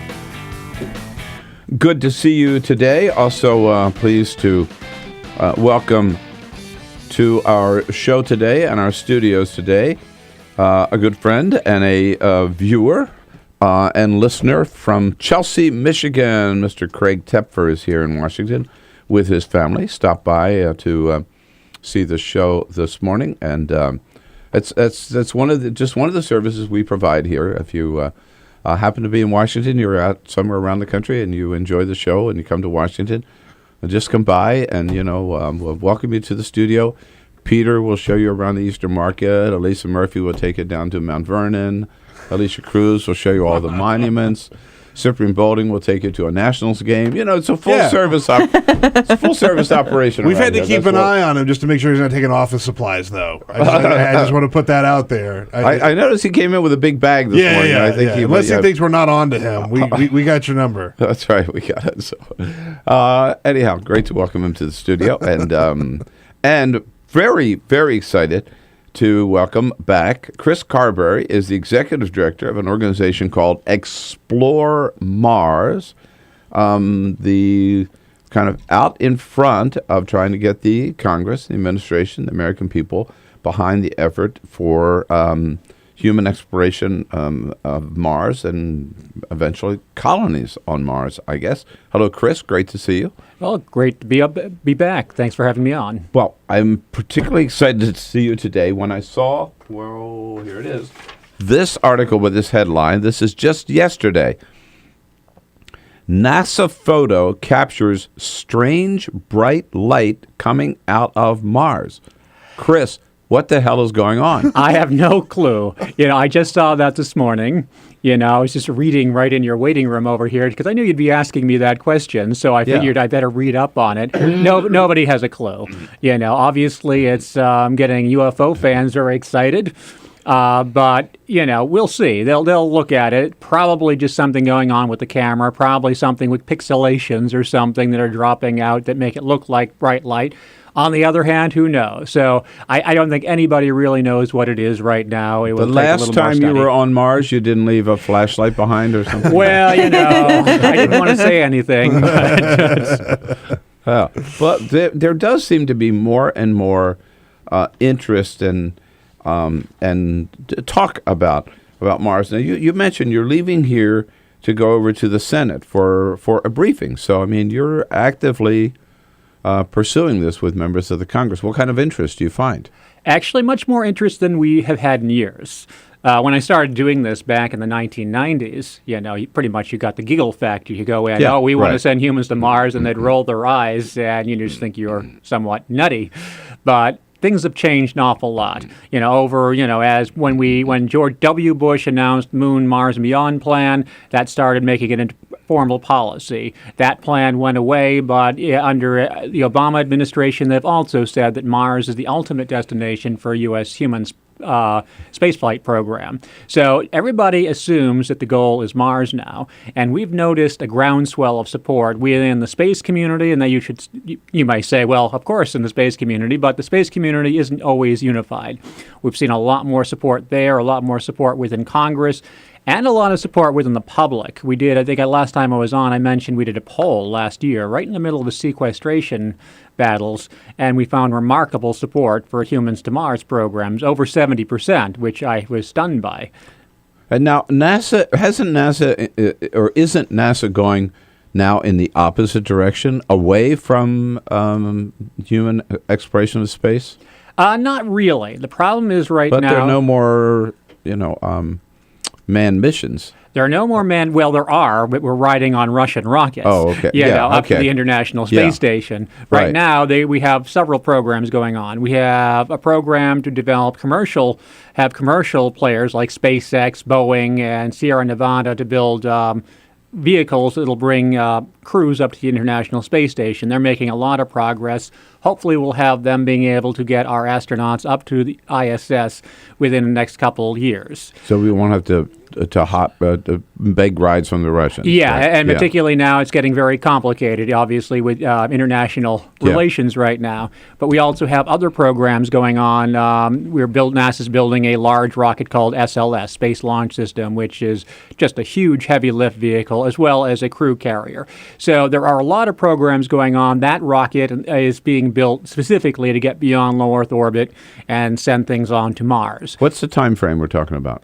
For getting humans to Mars, early 2030s is what we hope, or earlier. But we're hoping that we can do it by the early 2030s. If we can get there earlier, that's great, but that's going to take a certain amount of commitment and funds. But this would just be a touch and go, wouldn't it? No, actually, most likely would be staying there for a long time, like 18 months, because it takes 6 to 8 months to get there.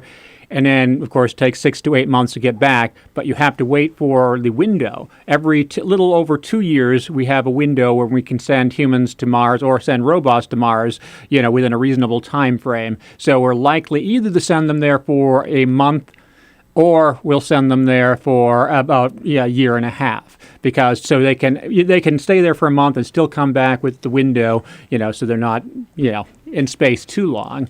But most likely, most people would like to do the long mission, which would be the whole mission would be 2.5 to 3 years, I believe. This window is created by what? Just the way the planets are aligned. Right. We can send, because sometimes Mars is on the opposite side of the sun than we are. As they start aligning up, it's just easier to get things to Mars. Wow. Imagine you off on this mission and you're going to Mars, and not only that, but you're going to be there a year and a half. Yep, there's a lot to do. When we get there, they're not going to pack a lot of books. Well, that's the one time I might consider a Kindle. Well, on the trip there, yes. When you're actually on Mars, they're going to have more than enough to do by doing science, exploration, everything else. They'll have very little free time when they're on Mars. It's the trips there and back, which you're going to need the Kindle and books and videos. I'd say. I mean, 5.5 hours to L.A. is bad enough. Yes. And just having gone to Hawaii and then another 5.5 hours to Kauai, I can't imagine a flight lasting 6 months. Yeah, seriously. Well, you're not going to be strapped in your seat the whole time like in a commercial airline, though. No, you'd be floating around. Yeah, pretty much. Yeah. Make sure you have enough Ambien for that flight. So what are I'm curious about these briefings at the Senate. Are you seeking new legislation, new funding?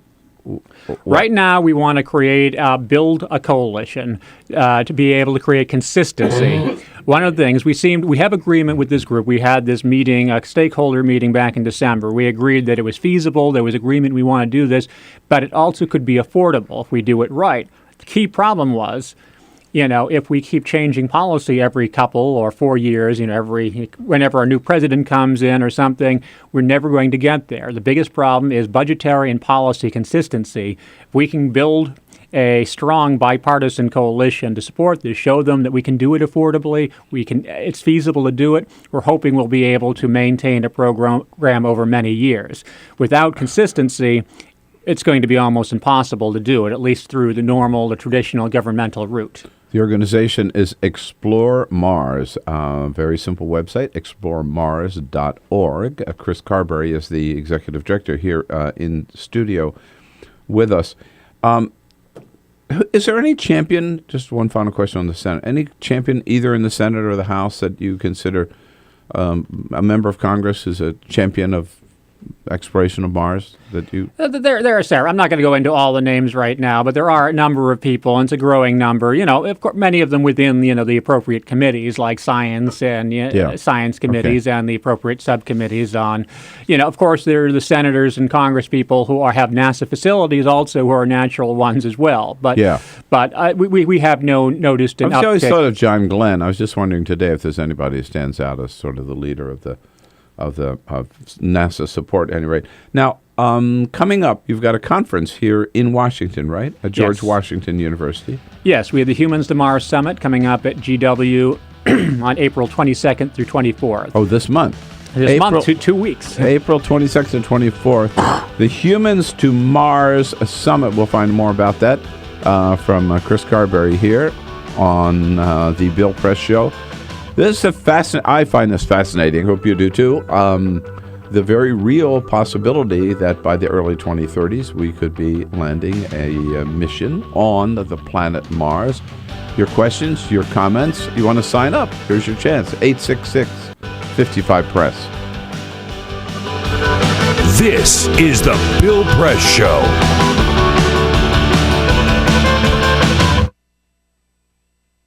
It is possible to read the history of this country as one long struggle to extend the liberties established in our Constitution to everyone in America.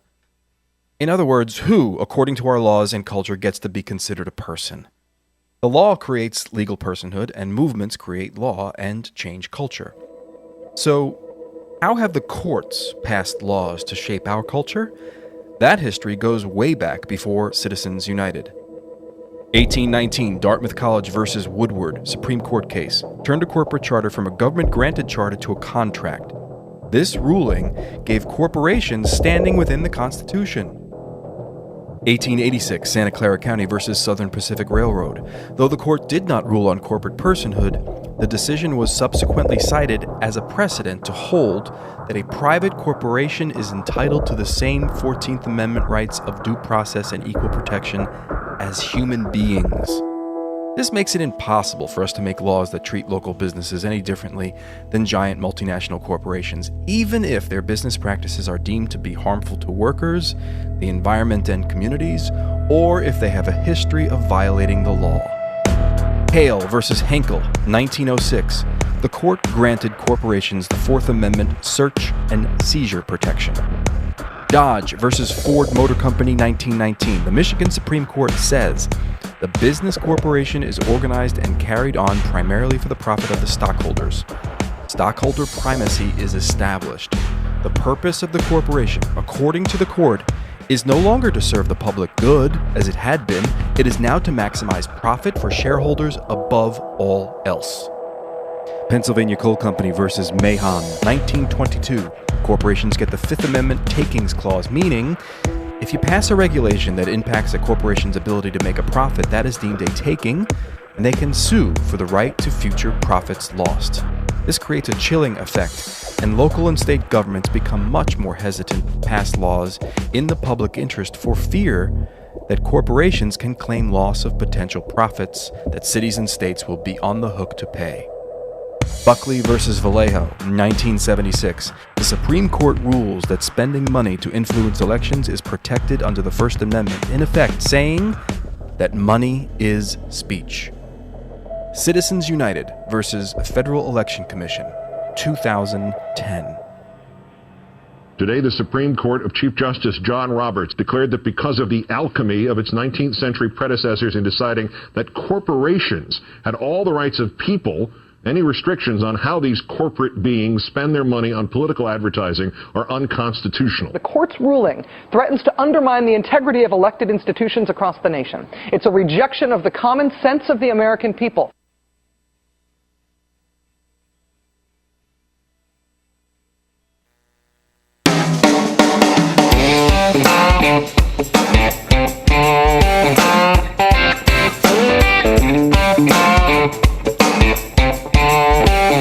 on Free Speech TV and online on TawkrTV. This is The Bill Press Show.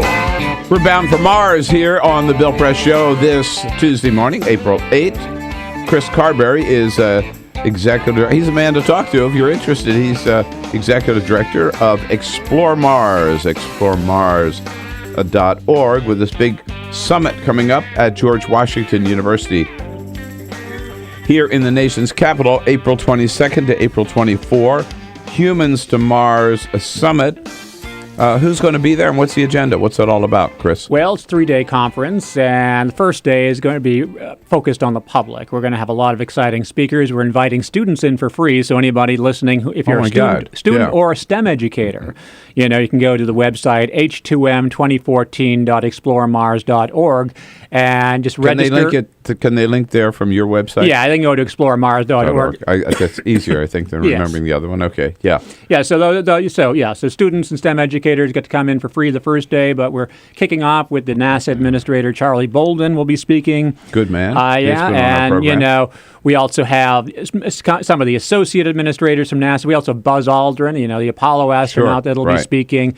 I also have a cool panel that first day, which I'm really looking forward to, called U.S. Competitiveness in Mars, to talk about how the space program, and particularly Mars exploration, could impact U.S. competitiveness through innovation, the technologies we're developing, but also just the excitement that it could generate in the country and how that can actually affect the rest of the economy and our general national outlook. So it's going to, and then we have another 2 days talking about basically how we're going to do it, showing that getting to Mars can be affordable. It is feasible. So we'll be going through the different mission architectures, showing how we will do it, as well as talking about a lot of the challenges that we have in front of us, both technical, scientific, and policy challenges. Now, you say it is affordable, but it is nonetheless going to be enormously expensive to get to Mars. I mean, this mission for this long is going to cost a lot of money. Why should we even do this? I mean, I'm sure you get the question all the time. Obviously, one answer is because we can, but I mean, that doesn't cut it. Why should we even bother trying to get to Mars? Well, I'm going to start off with the more cynical approach here. We're since I said it's affordable, generally the consensus with this group that we had, and we're continuing on this process throughout the year, have shown that we can do it with roughly the same budget. If we have increases for inflation each year, we can do it for roughly the same budget that we're spending on NASA right now. So if we're going to have a space program, well, why do we have a space program? We have a space program to explore. And if we can achieve this with roughly the same budget as we're spending right now, why wouldn't we do it? I think it's a far better use of taxpayer dollars to do something bold, something challenging that's going to inspire the country and the world than to kind of do what we're doing now, which we're doing some very worthy things, but we need to really energize the country and the space program by doing something like this. But are we really going to... I'm supportive, but I'm just trying to probe here a little bit. Are we really going to get anything about being able to go to Mars? I mean, how is that going to improve life on this planet, for example? Well, actually, it could very well. We've had, some of the most important environmental theories have come by looking at space. We've learned an awful lot. When we went to the moon, we generated an awful lot of technologies that we use regularly today, or led to them. Mm-hmm. It really, NASA, for the dollars spent, we get an awful lot innovation, but as I also said, that inspiration as well. For instance, when we went to the moon, we literally doubled the number of science and engineering degrees being issued during that time frame. Students got excited about the future, things they could get involved with. I'm a big supporter of education, but I highly doubt we would have, if we'd spent the money directly on education, without that spark of excitement, we would have had the same results. But as for why Mars in particular, it's just far more interesting than any other destination we could go to, that we're capable of sending humans to, at least. It has water. It has water ice, probably has subsurface liquid water. it could very well have harbored life, or it still could have life, microbial life I'm talking about. Mm-hmm. Yeah, probably not the life we were talking about earlier that might be flashing those lights on Mars. Yeah. But, it's we could learn by sending humans to Mars some of the most relevant questions in human history. Are we alone? Even microbial life on another planet is extremely relevant. And what does that say? If you have two planets side by side that have generated life, what does that say about the nature of life in the universe? But my biggest argument for going to Mars, in addition to all the technology and everything else, is just the inspirational value. Is there any value at all to colonies on the moon first? I don't think colonies on the moon first. I think a lot of people. Tell Gingrich that. This is a big idea. Yeah, right. Oh, I know, I know Speaker Gingrich, and we've talked about it actually. But I'm not. I'm a fan of going back to the moon. But I think if we decided to build colonies on the moon first, we would never get to Mars. I think there is certainly legitimate to go back to the moon. I'd like to go back to the moon. We could certainly test hardware. It's been a long time since we've landed anything. Landed people on another planetary body since the end of the Apollo program. So we could certainly use it as a testing ground. But there are also a lot of commercial entities who want to start, utilizing the moon. So I'm hoping, as we start moving forward, the commercial sector can come up behind and, start doing things, building up on the moon while NASA, stays ahead and starts going off to Mars. That should be the focus is Mars. The overarching goal should be Mars. We can go to plenty of places in between before then, but the overarching goal should be Mars. All right. I have to decide which one I want to sign up for here. Well, you got to figure out which season you go. I know, yeah. Beach season is very popular. All right, I'll have to. All right, I'll check out the website. You do too. ExploreMars.org, and don't forget this big summit here at George Washington University, anywhere in the Washington area. Chris, great information, good work. Thank you so much for coming in. Well, thanks for having me again. And good luck with the conference and everything else, and good luck working with the Congress, too. And we'll be right back, tell you what President Obama's up to today. This is the Bill Press Show.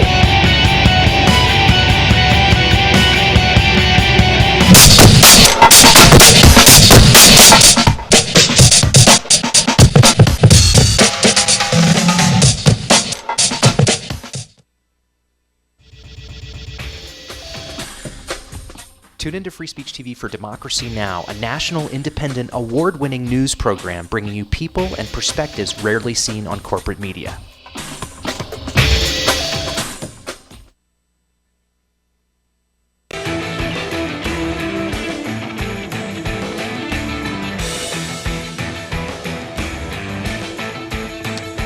Hey, you thought the first hour, 2 hours were good? You ain't seen nothing yet. Wait till hour number 3. Problem is, we'll lose you on Free Speech TV.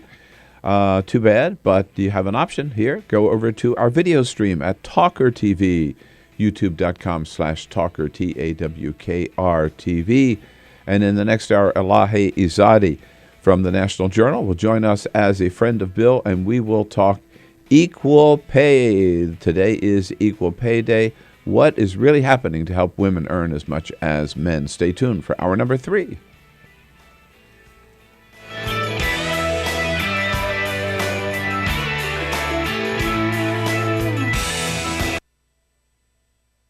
So, I'm kind of new here, but I've noticed a trend. My human does this funny thing where she goes around and gets all my toys, and then she hides them in that basket by the door. But it's always the same basket, and it's always in the same place. And then she acts so surprised when I find them, but, she's putting them in the same basket. Again. It's like, hello? That's where you put it last time. You were the worst at hide and go seek.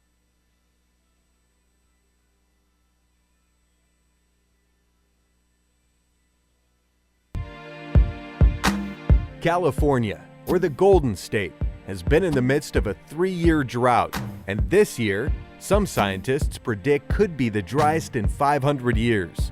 Governor Jerry Brown declared a state of emergency in January and in February of this year. The world's 10th largest economy, California is also the United States' top agricultural producer. Half of all our fruits and vegetables come from California. The Golden State is not the only place on the planet struggling for this vital resource.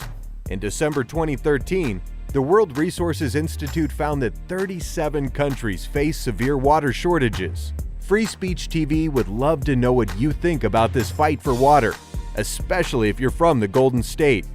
Please call our comment line at 1-888-378-8855 or email us at comments@freespeech.org to let us know your thoughts.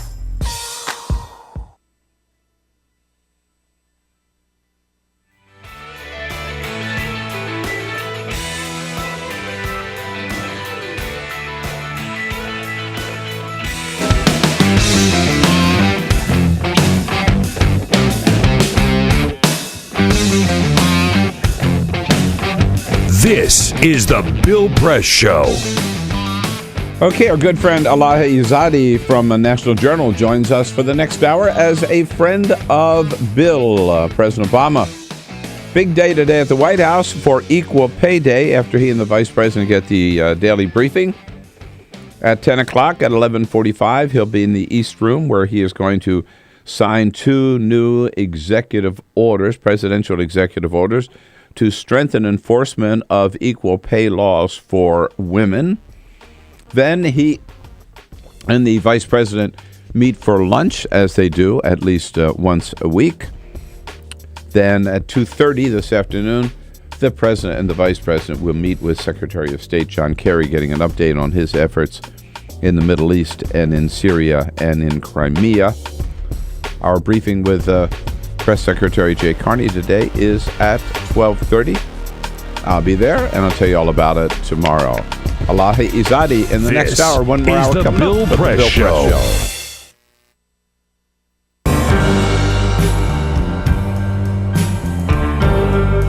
I'm a Piston fan. Their slogan was, "We come to work." That's what Detroit about. That's why they used it. It's a team thing. They won 2 championships, a team. There was no star. No mayor can come in here and be a star. It's a team thing. No governors can come in here and think you can do it by yourself. It's a team thing. You got communities. They got ideas too. The only thing wrong with Detroit, people have lost hope here.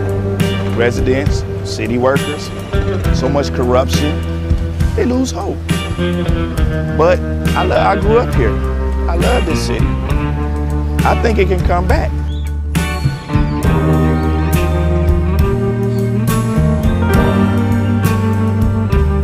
I've been working for the city 24 and a half years. Within the last 10 years, we took 4 pay cuts and then an additional 10% wage cut. I've lost a home. When you take all of the decisions out of the city of Detroit, all of us, then what do you have? Exactly what we got. A lot of problems. Every time the city seems to fall into a problem, it's always on the backs of us workers. You wake up out of a dead sleep and you jump behind the wheel and take off driving and try to get everybody there safe, not knowing really what you're pulling up to. Not eligible for Social Security, so the pension is my sole salary at this point. We've been in business here 39 years. We've seen a lot of changes in Detroit. The area was a lot of industry, a lot of city workers. It's getting very tough for the city workers. It's getting tough for us as a business people. Response times are increasing because of the closing of companies, which takes your insurance right through the roof. So all the things that affect us affect the citizens. I worked for the city in different capacities for 29 years. I feel like an old jacket. They use me up and they throw me away. In my condition, nobody's gonna hire me. I'm 68 years old. Half the times, I can't get my blood pressure medicine. It's either feeding myself blood pressure or paying bills. $754.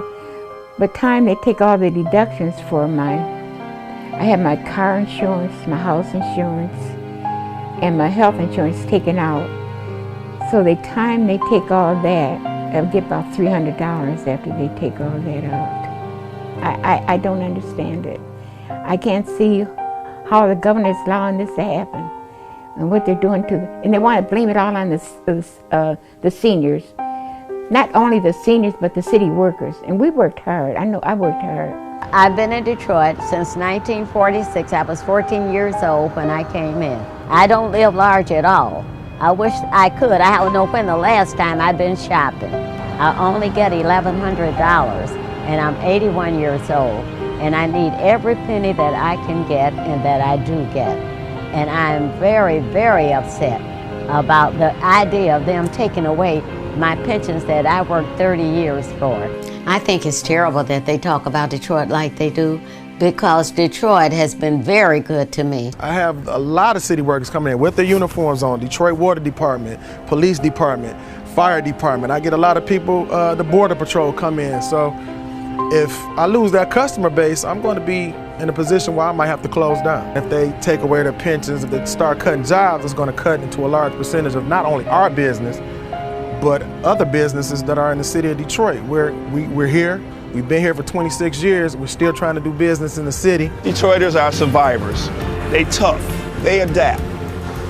But only can do so much when your politicians are ahead of you and we're not on the same team.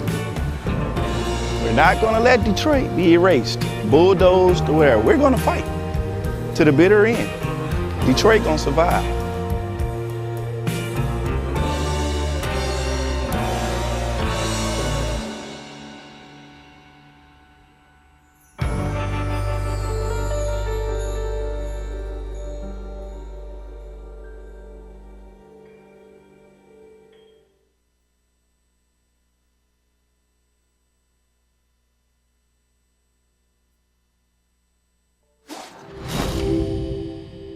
In the early 20th century, the war to end all wars didn't end war at all.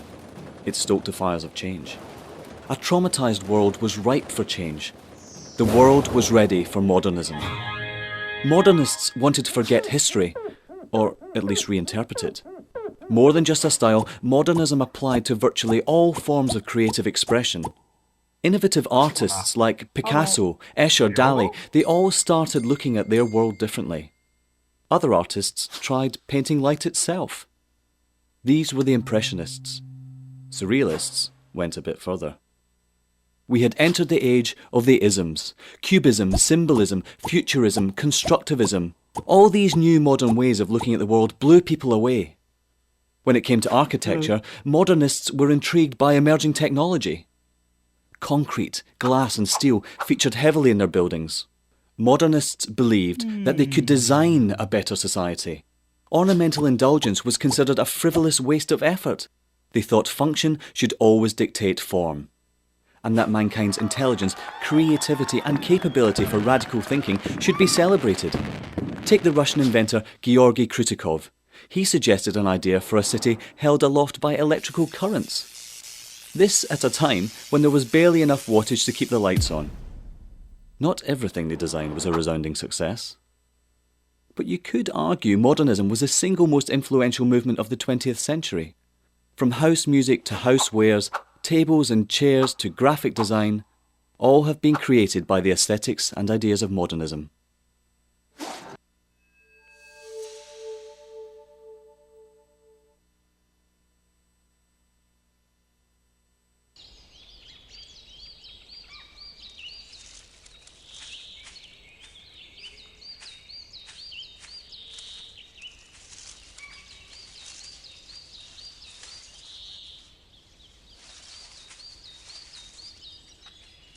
At Earth Justice, we defend the environment in the courtroom. Join our fight. When you take a seat, you take a stand. Earth Justice, because the Earth needs a good lawyer.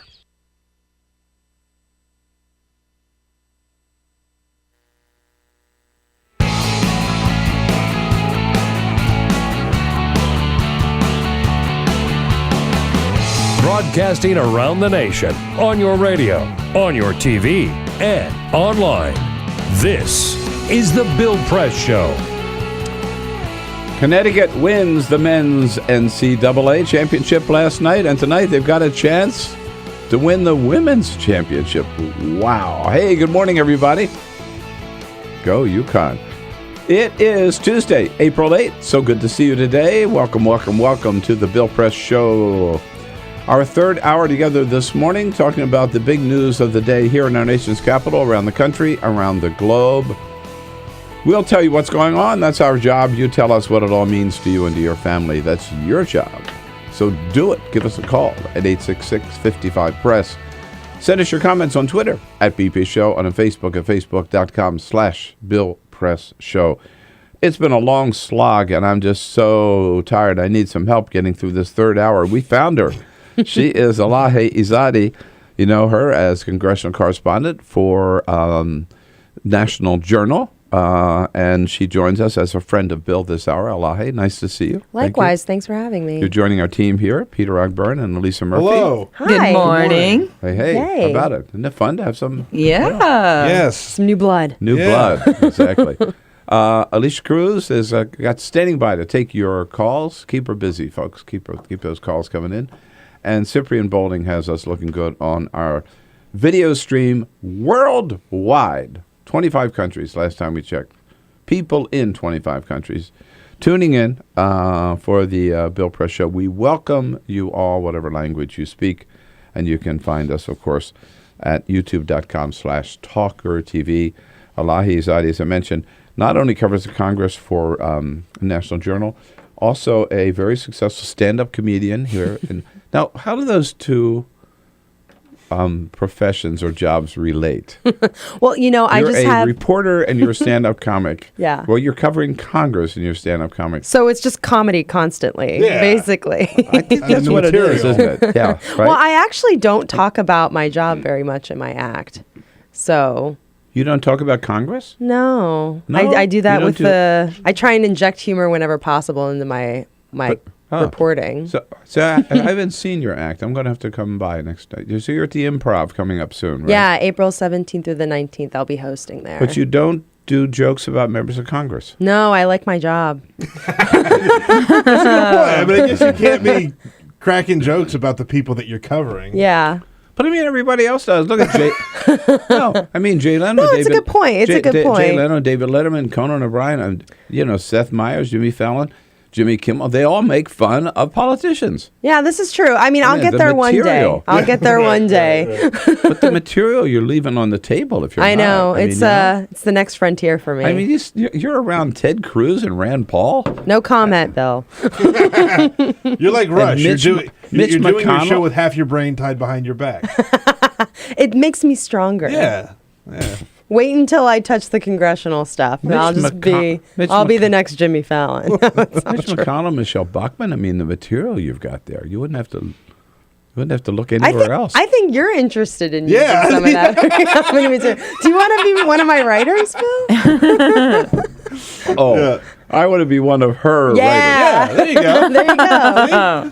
But you could get up and perform. Do you want to perform? May I remind you who's here today as a friend of Bill? Oh man. Okay, this is sort of established. Yeah, good. I mean, good work. I know it's equal pay day today, but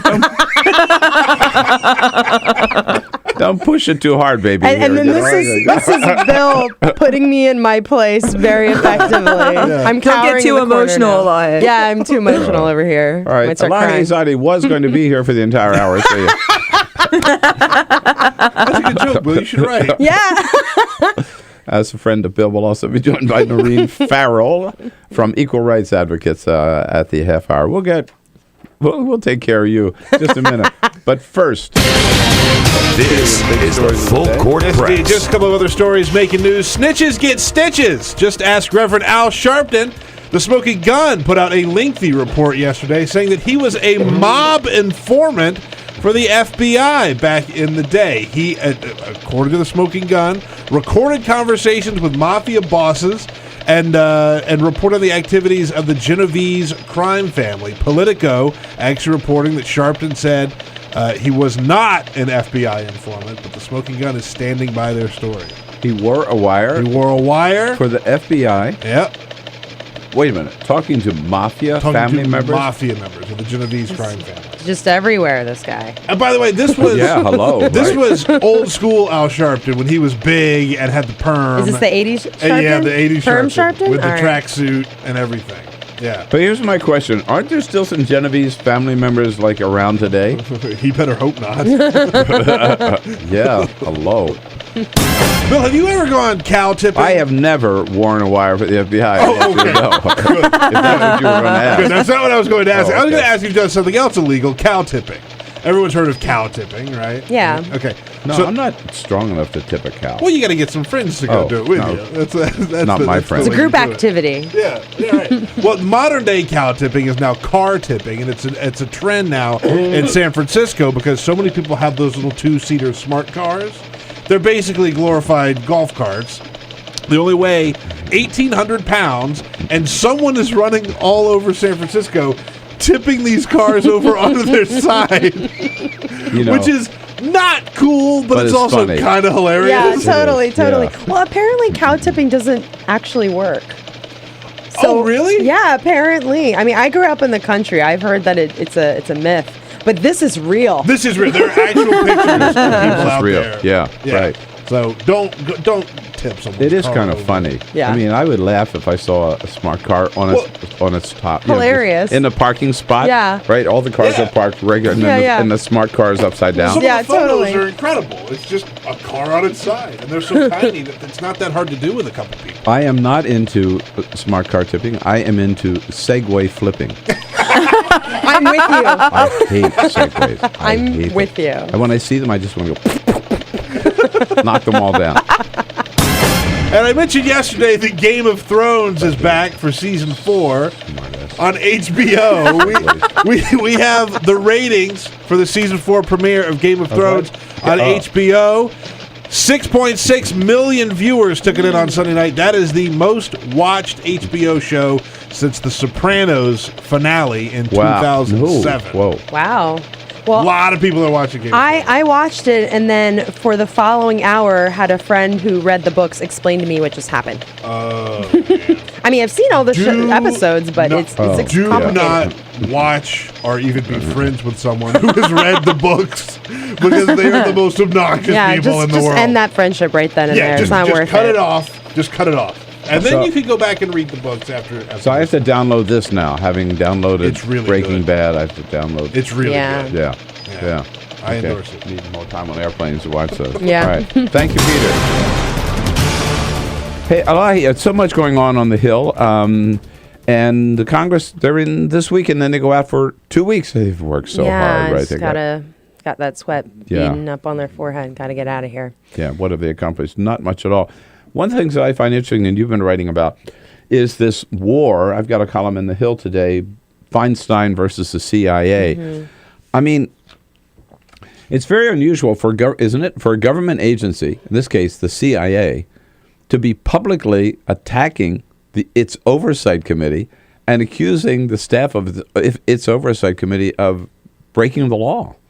Yeah, I mean, in this whole, it's basically now almost like a feud between the Senate Intelligence Panel and the CIA has kind of come out into the public view. Last week, the Senate panel voted 11-3 to declassify the CIA report. The 3 members who voted against it were Republicans. The ranking member, Saxby Chambliss, did vote to declassify it, even though he was opposed to the report ever being done. He thinks it's biased. Basically, there are Republicans who believe that the report is biased. It was done by Democratic staffers, doesn't include interviews with CIA officials. So that's their argument. But Democrats believe, and including some Republicans, that this report does need to be declassified and in the public view. Over the weekend, Michael Hayden, former CIA NSA director, basically insinuated that Senate Intelligence Chairman Dianne Feinstein was being too emotional and was being motivated by her personal views of wanting to get rid of this program to declassify. Here he was on Fox News Sunday. That's right. Well, basically saying, just she's a woman. She's too emotional for this. Here's Michael Hayden. And he said that Senator Feinstein wanted a report so scathing that it would ensure that an un-American, brutal program of detention and interrogation would never again be considered or permitted. Now, that sentence, that motivation for the report, Chris, may show deep emotional feeling on the part of the senator, but I don't think it leads you to an objective report. Right. Wow. Talk about condescending and sexist. So she's too emotional to do it. Ladies, be emotional. Am I right?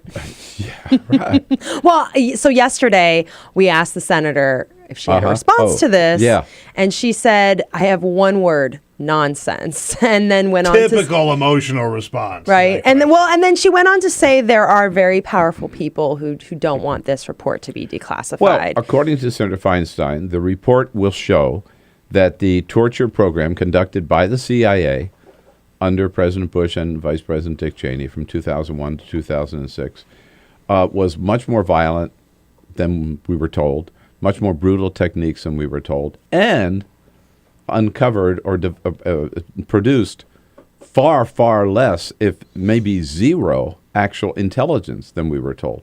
Good information. So basically, it was something Americans ought not to be doing, and we didn't get anything out of it. Yeah, no wonder they don't want it out. And part of the report also, it's supposed to show that the CIA had misled some government officials publicly about what you're talking about. Yeah, and yes. that's one of the perhaps more troubling aspects when we're talking about checks and balances.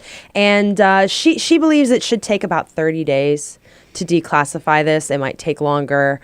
The White House has supported declassifying it. The CIA will probably have some input on that. And it's about 500 pages total of a more than 6,000 page report. So we're not going to see the whole thing, but it'll be the executive summary and some findings and conclusions. Right. In fact, I think the president made a big mistake on this in that when the report, after the committee votes, they want the report to be public. And the White House has said, we support that too. Somebody has to do, on the part of the administration, the final edits. So the Senate, redactions. Yeah. The Senate Intelligence Committee, 6 different human rights organizations, several other members of the Senate pleaded with the White House and said, please, whatever you do, don't let the CIA be the ones that do the final redactions. And what did President Obama do? Went to the White House, he sent it right to the CIA. So they're going to get the final word. So we don't know in what shape this report is finally going to be made public, if ever. By the way, they could sit on it. They could sit on it, but I think the political pressure at this point is so high that they have to do something. And I believe if they do drag their feet, Dianne Feinstein went to the floor before and tore into the CIA for 45 minutes. So I would not doubt that she would do that again or something similar. But I don't know how long you've covered the Congress. I haven't covered the Congress, covered the White House, but I don't remember ever seeing a case where a government agency would basically declare war on the committee that's its oversight committee. I just find it startling, that there is this open feud going on where they're saying that the staff broke the law, basically that Feinstein is lying or she's too emotional. I mean, this is the Senate Intelligence Committee, which is charged with oversight of the CIA. They may be powerful, but they're just another government agency. Yeah, they're not the fourth branch of government. It is pretty unprecedented, and to be clear, the Hayden comments, he's not currently representing the agency, but yeah, I mean, it is unprecedented, and this all sort of started coming to light, I believe, when McClatchy started reporting that the Senate staffers believed that the CIA was basically spying on what they were doing, hacking into their computers, and then that would certainly be, I believe, unprecedented. So if true, the CIA was spying on the people, again, who are supposed to be exercising oversight over them.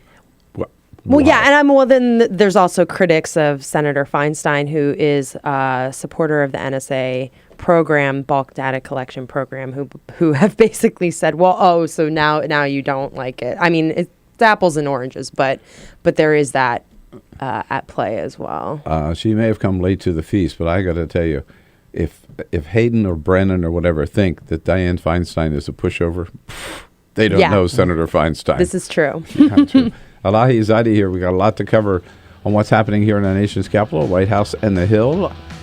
Your questions, your comments, always welcome at 866-55-PRESS. Take a quick break. Be right back. This is the Bill Press Show.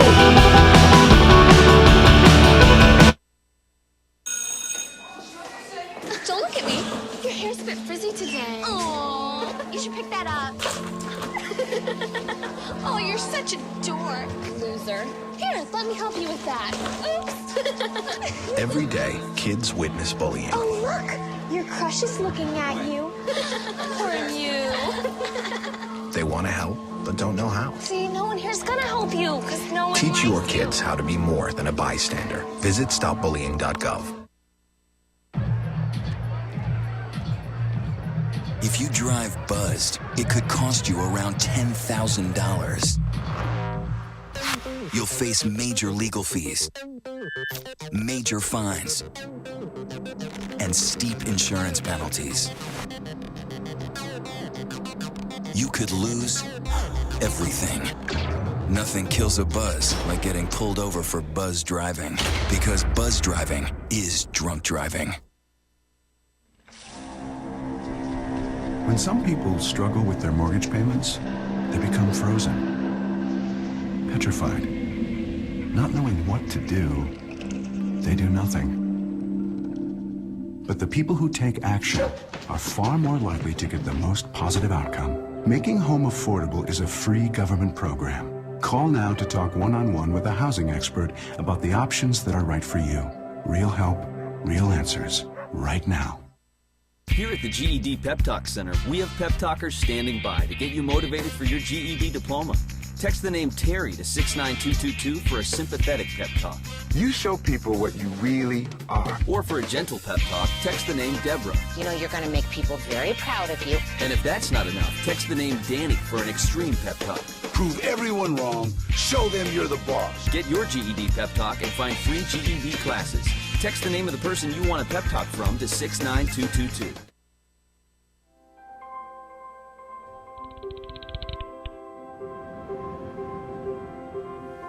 Did you see the world differently?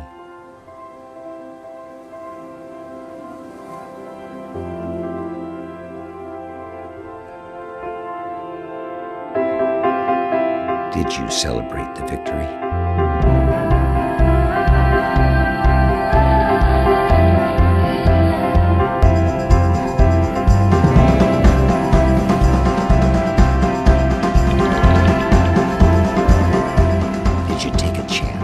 So today, I state clearly and with conviction America's commitment to seek the peace and security of a world without nuclear weapons. Did you stand up against our greatest threat?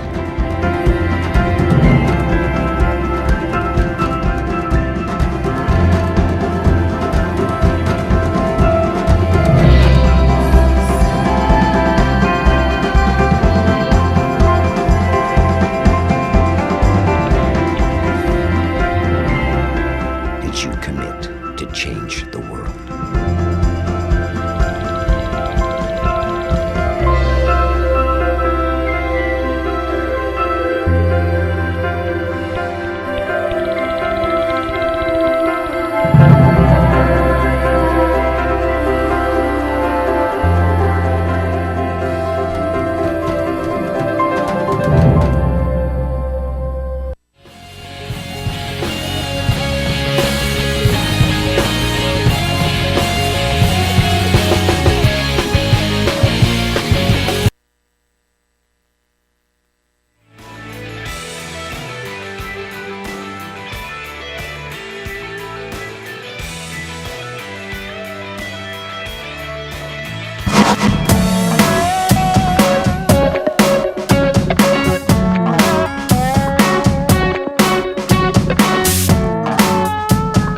Seen on Free Speech TV and online on TawkrTV. This is the Bill Press Show. Here we go, 25 minutes after the hour.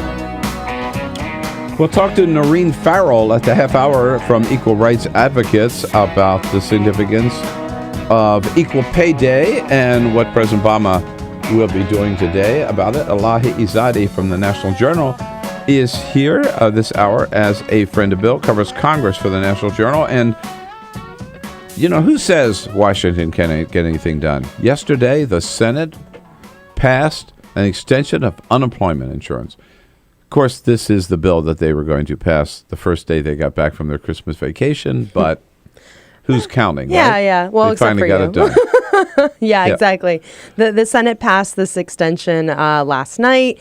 it's retroactive, meaning those who lost their benefits at the end of the year would get them all back in a lump sum, everything that they missed. And it only runs through May. So it doesn't really get you that far. And then, of course, what's going to, even though the Senate passed it, that doesn't mean the House is going to pass it. And the House doesn't automatically do what the Yeah, Senate unfortunately for Harry Reid, that's not the case. So it's not looking very good for the future of this bill in the House. Speaker of the House, John Boehner, has said that the Senate bill is unworkable. It needs to have provisions that create private sector jobs. Some things that have been talked about are provisions like Keystone Pipeline, that sort of thing, and that also the pay-fors are not adequate. They want to add the Keystone Pipeline to everything. It does come up a lot. So the long and short of it is it doesn't really look great in the House. So the Senate did pass it, but it took them a long time to do that. It took them a long time to pass a bill that's only good for 3 months, for 5 months. Yeah. But has to be renegotiated, and they waited 3 months to do it, right? So in 2 months. Yeah, and they worked hard to do it. It would expire anyway. It basically was it's insane. It's a result of a number of compromises made, and they had 6 Republicans on board with them. So the initial bill that they wanted it wouldn't have been paid for. It would have just been a straight 1-year extension. That's where they started, and this is kind of where we've ended up. Yeah, and the immigration reform, anywhere this year? I mean, we think it's dead, and then suddenly people say, no, it might happen after all. If you talk to lawmakers on the Hill who want it to happen, they're not going to say that it's dead. But, President Obama has directed Homeland Security to examine deportation policy, and there are many indications that if immigration reform doesn't happen by this summer, that he will take further executive action on deportations. Which he's getting a lot of pressure to do so. Yes. Elahe Izadi here is a friend of Bill. When we come back, we'll talk equal pay. It's a Tuesday edition of the Bill Press Show. Good to have you with us. Stay around. This is the Bill Press Show. So this is my computer. This is your computer. Let's go on the internet. Let's go. Click it. Yes. Okay. I cursor in between the R and the E. Pressing dot. I want you to just push the area. She's gonna love me all over again. That's it. Jamaica, here you go. Here we go. Good job. Thank you. Thank you. And I did it by myself. Feel smarter. So, I'm kind of new here, but I've noticed a trend. My human does this funny thing where she goes around and gets all my toys, and then she hides them in that basket by the door. But it's always the same basket, and it's always in the same place. And then she acts so surprised when I find them, but, she's putting them in the same basket. Again. It's like, hello, that's where you put it last time. You were the worst at hide and go seek.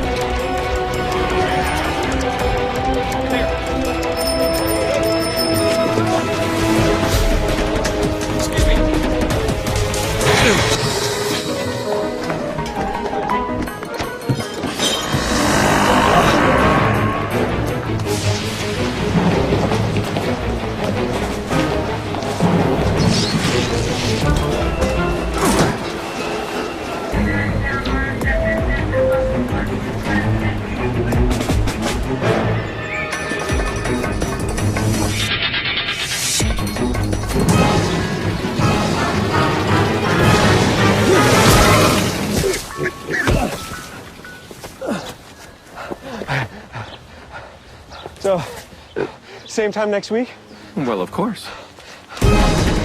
Put away a few bucks, feel like $1 million. For free tips to help you save, go to Feed the Pig.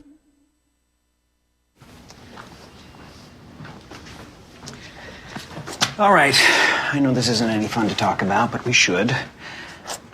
Okay, so who's going to do what? I'll pack the dead batteries. Great. I'll only put what I don't need into a duffel bag. Perfect. That's totally unhelpful. No problem. Meanwhile, I will try to comfort everyone by speaking in a calm voice. And I'll try to get the generator going without any gas. Oh, let's not forget the cell phones, which probably won't work. Right. And who is going to handle supplies? I can forget to do a list for us. Thanks, pal. Well, I think we couldn't be any less prepared. I'm proud of you guys. Talk to your kids about who to call, where to meet, what to pack. Visit ready.gov/kids for tips and information. Hey, thanks for stopping by. You know, I followed your character since the first episode. I'm a big fan. Big fan. Thank you. And listen, your storyline, it makes for incredible TV drama. Thing is, your drug use is very adult content. Too adult for the kids. So I'm gonna have to block you. Oh, man. Yeah. Well, have a good one. You're a nice lady.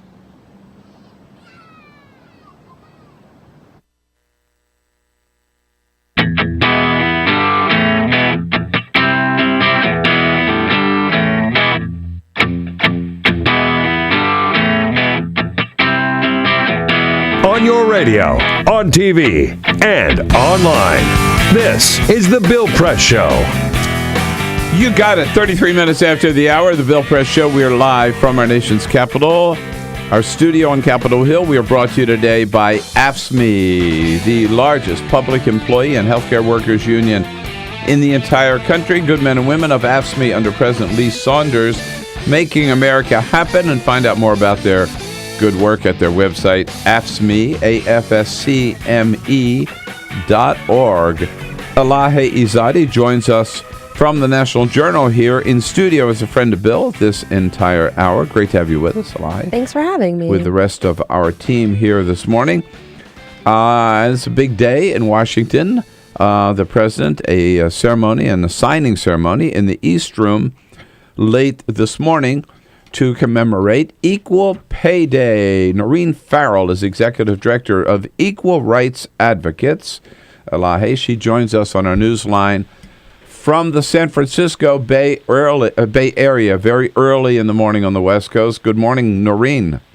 Good morning. I don't care how early it is. I love talking about equal pay. Thanks for having me. All right. It's a good issue any time of day, right? Yeah. Right. What's the significance of this Equal Pay Day? Why are we marking that? What's it all mean? Well, it really marks the number of days into the year of 2014 that the average woman has to work to earn as much as her male counterpart did in 2013. So it's essentially as though women are starting to get paid today for a year's worth of wages, because on average we make 77 cents to every dollar earned by men.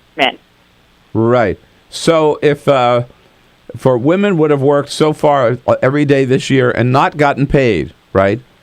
It's as though we haven't gotten paid. Wow. So today is a big day for us to realize how far we have to come and go in terms of really equalizing wages in this country. And it's a good day for that. Yeah, I would say. Elahe? Hi, Noreen. I actually had a question. I know that oftentimes it's discussed the 77 cents on a dollar, but is it true that it's 77 cents on the dollar for equal work, or is it just the average woman makes that much versus the average man? So does that figure take into account perhaps differences of if women are concentrated in particular professions or fields? Yeah, there's a lot of contributors to the gender wage gap. One of it is equal pay for equal work. The other is the fact that there's a higher percentage of women in minimum wage jobs. So there's several different factors that go into the gender wage gap, but clearly equal pay for equal work is a component of the gender wage gap. And I think that what's really interesting and great about today is momentum to try to close that very clear piece of the gender wage gap today with the President's executive order and the Paycheck Fairness Act momentum that's building for today. Yeah, what is the answer just to require all employers to pay men and women the same, no matter the job, or what? Well, I mean, I think that there's a couple of different answers. On the issue of women being really concentrated in minimum wage work, we know that you could decrease the gender wage gap by 5% if you increase the minimum wage to $10.10 nationwide. So that's an important piece in terms of minimum wage, because women make up 2/3 of the minimum wage workers in this country. No kidding. Yeah, absolutely, And we're not that talking- really impacts families. You're right. We're not talking teenage women either, are we? Absolutely not. No, we have a national hotline, and we hear from women over all age brackets who are really forced in these horrible minimum wage jobs, working hours and hours and hours and not even be able to support their families. But obviously, equal pay for equal work is a concept of the gender wage gap that most people can get their head around, right? It's not just equal pay for any job, but it has to be a job that's similar. And what we know is that women just getting out of college, their first year out of college for the same job, they are being paid less than men with the same degree in the same job. And so discrimination is at work, and it's important we recognize that we have to take some more measures to stop that. Now, one of the things that President Obama, one of his executive actions that he's going to sign today, I find it very curious. It makes it easier for people, or people cannot be penalized on the job for talking about the compensation that they get. Could somebody really get fired today for discussing with another worker how much they get paid? Absolutely. People would be shocked to know that in all but 7 states in this country, you may be retaliated against and fired for talking about your pay with coworkers. Now, President Obama's executive order is fantastic because it applies to the employees of federal contractors, which is 1 in 5 of workers in this country. But it doesn't apply to the vast majority of other workers who work for private employers. And it's really a key feature of the Paycheck Fairness Act, which is a federal bill that would allow all workers to be able to talk about their pay, no matter if they work for a private employer or a public one. And I also understand, I believe with the Paycheck Fairness Act, which the Senate will be taking up this week, that it would allow people to bring suits against their employers for any kind of like wage discrimination. But I really wonder, like in practical terms, how many women, especially if you're not making a lot of money or you're in a lower wage job, will take advantage of being able to bring litigation forward. Mm-hmm. Well, I think that's a great point, because the fear of retaliation is very, very real when you're in a very vulnerable economic situation in a low-wage job. But what we find is that if people know about pay disparities in the workplace because they've been able to talk about them, there's some pay transparency in the workplace, they come to organizations like Equal Rights Advocates, and we have the information we need to negotiate away pay disparities and to address discrimination. So it's not a bill that necessarily leads to litigation, but it gives workers the information they need to be able to talk to their employer about and negotiate pay raises. We're talking with Noreen Farrell, Executive Director of Equal Rights Advocates. Equalrights.org is the website. You've already heard about all the important information you can get for that website, so I encourage you to check it out. I want to come back to this idea of talking about with your coworkers about your compensation. If you can't talk about it, how do you know you're getting paid less than he is, right? Yeah, that's kind of the point, it's I think, right? It's a real quandary. We have people that have worked for decades in their job and literally find out that there's been a pay inequity. Well, that was like Lily Ledbetter, water wasn't cooler. it? Right? Absolutely. Yeah. Absolutely. We just represented a young woman who's a geologist who started her job it was a dream job, and she learned about 3-4 years into her job that she got started with her job at $18,000 less than a man who came in at the same entry level. And it's devastating. It really is. You know, and it is kind of, people are kind of hesitant to talk about how much money they make, aren't they? Yeah, for sure. You know? Yeah. I mean, do you discuss with your fellow reporters at National Journal how much money they're making? I mean, I'm not going to get into specifics, but normally I'll we say- don't, right? Well, yeah, I think just like, for instance, in the journalism industry, a lot of jobs, it's not like with federal government jobs where your salary is posted and there's definitely room for negotiation. And so, so if you, I don't mean to wade into this whole other debate about should women be asking for more money or not, but just I think there's a lot more of a range for a number of factors. And so if you can't talk about it, like you don't really have a clear sense of how much everyone's I can making. tell you. In television, I never knew how much other people on the air with me at CNN or MSNBC were making. Yeah. I just never did. Just kind of don't talk about it. It's like sex. What are you talking about? Really, I guess it depends on your workplace, but that's a whole other show, right? Right, that's another story. I think it's very interesting. It seems to be a generational thing. What we find, we work with a lot of people that are looking for jobs in tech, for example, and literally the entry level and graduated, pay raises for different tech companies are posted by young people in tech who want to compare their pay.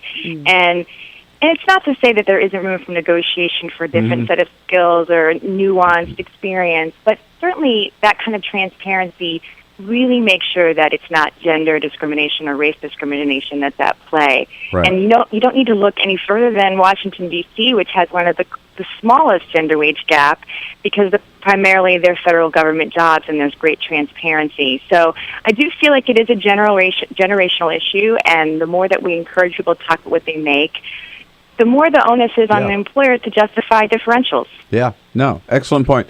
Finally, Noreen, yesterday at the White House briefing, and I was there, it was revealed that at the White House, while women who are doing the equal job, same job as a man, get paid the same, still overall, women at the White House are making 88 cents on the dollar compared to for every $1 that men make, because there's so many women there, again, in lower level jobs.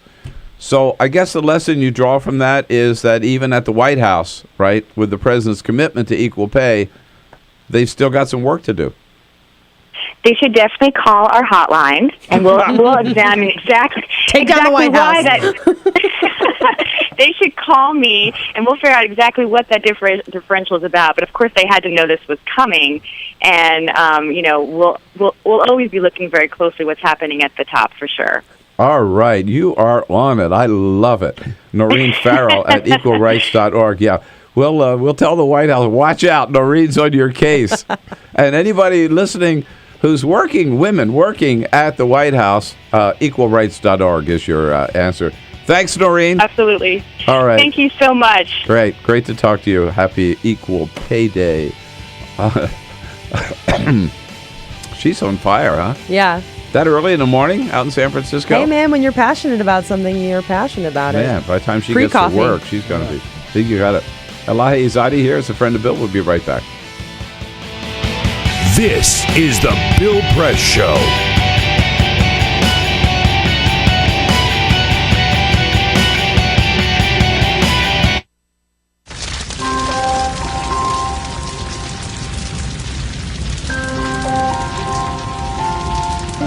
A single ember that escapes from a wildfire can travel more than a mile.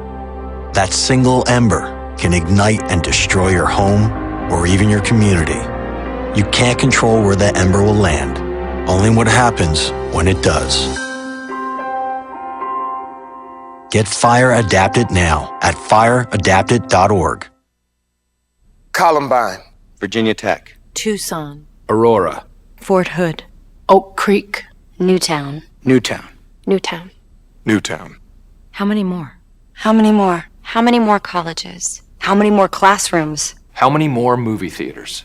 How many more houses of faith? How many more shopping malls? How many more street corners? How many more? How many more? Enough. Enough. Enough. Enough. Demand a plan. Right now. As a mom. As a dad. As a friend. As a husband.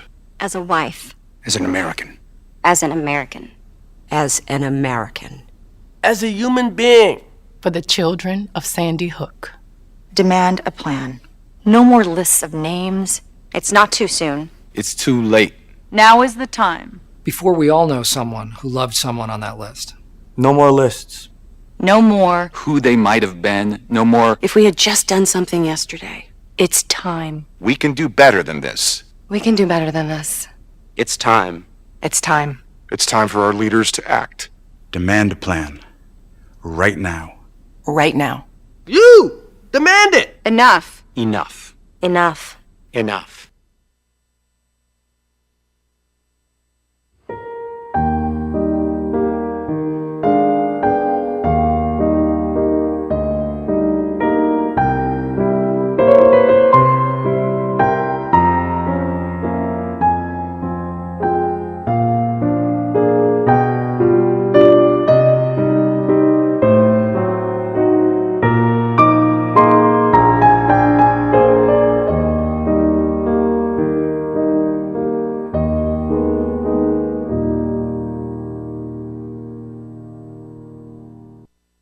None of us would want to be told we can't marry the person we love. As Americans, we believe in freedom. That's what I fought for as a Marine, and that's what we believe in as Republicans. Freedom means freedom for everyone. I didn't used to understand the importance of same-sex marriage, but after learning my brother was gay, I wanted the same rights for him. He was the best man at my wedding, and I want to be the best man at his. It's only fair that Calvin should have the freedom to marry the person he loves, too. It's time for marriage.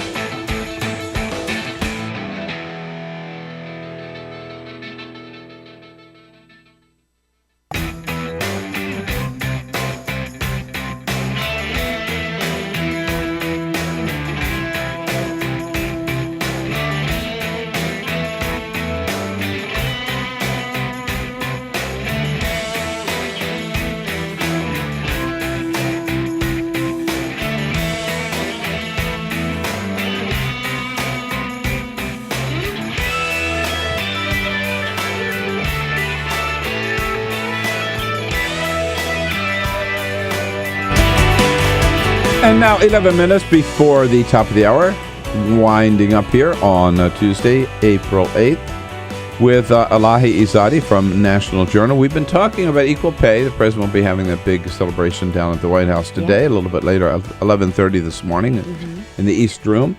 On that subject, let's say hello to Laura out in Chicago on WCPT. Hello, Laura. Hello. Good morning. Good morning. I don't like it when it's dismissed, the pay gap is dismissed because they say women are in lower paying positions. It's a systematic bias against women that doesn't give women the opportunity to be in the same position as men.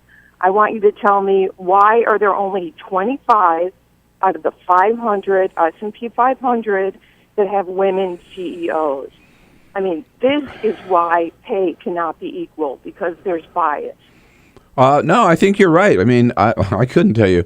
I mean, I can tell you why there are only 25, because of the institutional bias for having men in a CEO position. Just like there are, it's great that there are 20 women in the United States Senate today, but there are only 20, right?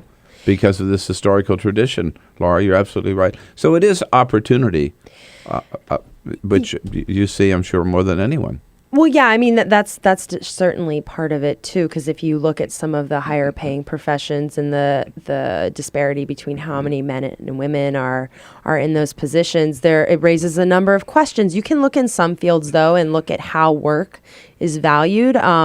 During the break, I was talking about there's a Harvard economist who's done a lot of work on gender pay disparity, and she looks at how work is actually valued in the culture of work. So in the workplace, this idea of having a lot of face time. So if you're a lawyer, you have to physically be there a lot, you have to be in court, or you have to just be having a lot of face time with clients if you're in certain business fields.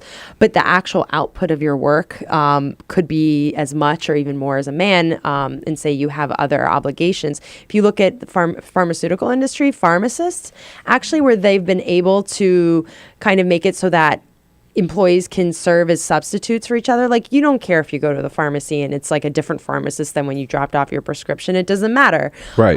And so actually the gender pay disparity is almost like zilch there. Yeah. Because of the actual culture of the work and technology and how that's allowed that equal playing field. So it certainly is a question of opportunity. There are a lot of different factors. I think it's very important that we're paying attention to it today, and every year I hope it gets a little bit better.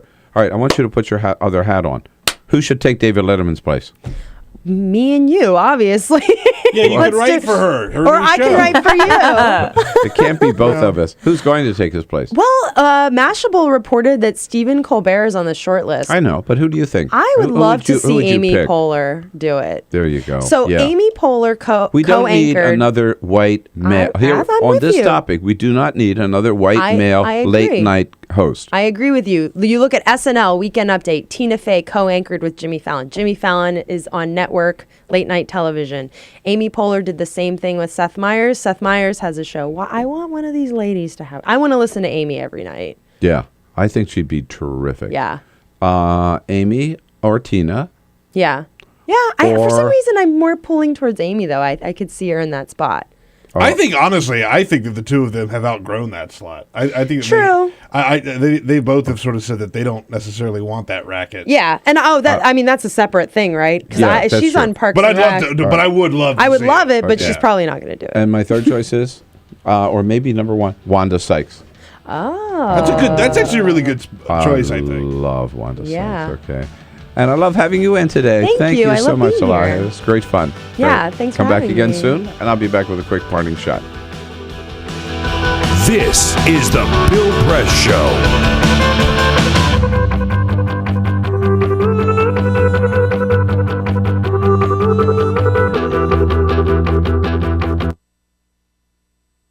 It is possible to read the history of this country as one long struggle to extend the liberties established in our Constitution to everyone in America.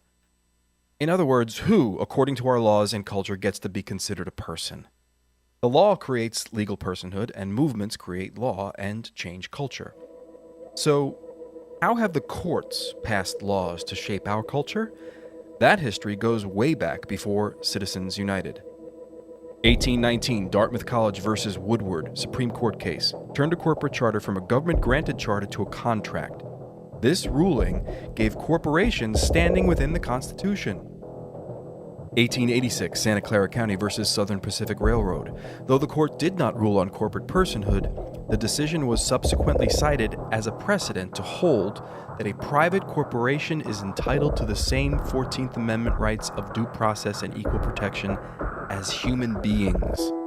This makes it impossible for us to make laws that treat local businesses any differently than giant multinational corporations, even if their business practices are deemed to be harmful to workers, the environment and communities, or if they have a history of violating the law. Hale versus Henkel, 1906. The court granted corporations the Fourth Amendment search and seizure protection. Dodge versus Ford Motor Company, 1919. The Michigan Supreme Court says the business corporation is organized and carried on primarily for the profit of the stockholders. Stockholder primacy is established. The purpose of the corporation, according to the court, is no longer to serve the public good, as it had been. It is now to maximize profit for shareholders above all else. Pennsylvania Coal Company versus Mahon, 1922. Corporations get the Fifth Amendment takings clause, meaning If you pass a regulation that impacts a corporation's ability to make a profit, that is deemed a taking, and they can sue for the right to future profits lost. This creates a chilling effect, and local and state governments become much more hesitant to pass laws in the public interest for fear that corporations can claim loss of potential profits that cities and states will be on the hook to pay. Buckley versus Vallejo, 1976. The Supreme Court rules that spending money to influence elections is protected under the First Amendment, in effect saying that money is speech. Citizens United versus Federal Election Commission, 2010. Today, the Supreme Court of Chief Justice John Roberts declared that because of the alchemy of its 19th century predecessors in deciding that corporations had all the rights of people, any restrictions on how these corporate beings spend their money on political advertising are unconstitutional. The court's ruling threatens to undermine the integrity of elected institutions across the nation. It's a rejection of the common sense of the American people.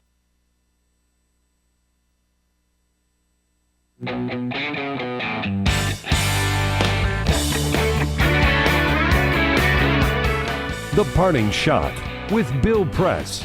This is the Bill Press Show. Well, as we talked about a little earlier today, there's a war going on in Washington these days. It's a war between Senator Dianne Feinstein, chair of the Senate Intelligence Committee, and the CIA. On the one hand, Senator Feinstein accuses the CIA of lying to Congress and the American people about the torture program it conducted under George Bush and Dick Cheney, while the CIA accuses the Senate Intelligence Committee staff of stealing sensitive documents. The war escalated, of course, even further this weekend when former CIA Director Michael Hayden said that Dianne Feinstein was too emotional to conduct an independent investigation.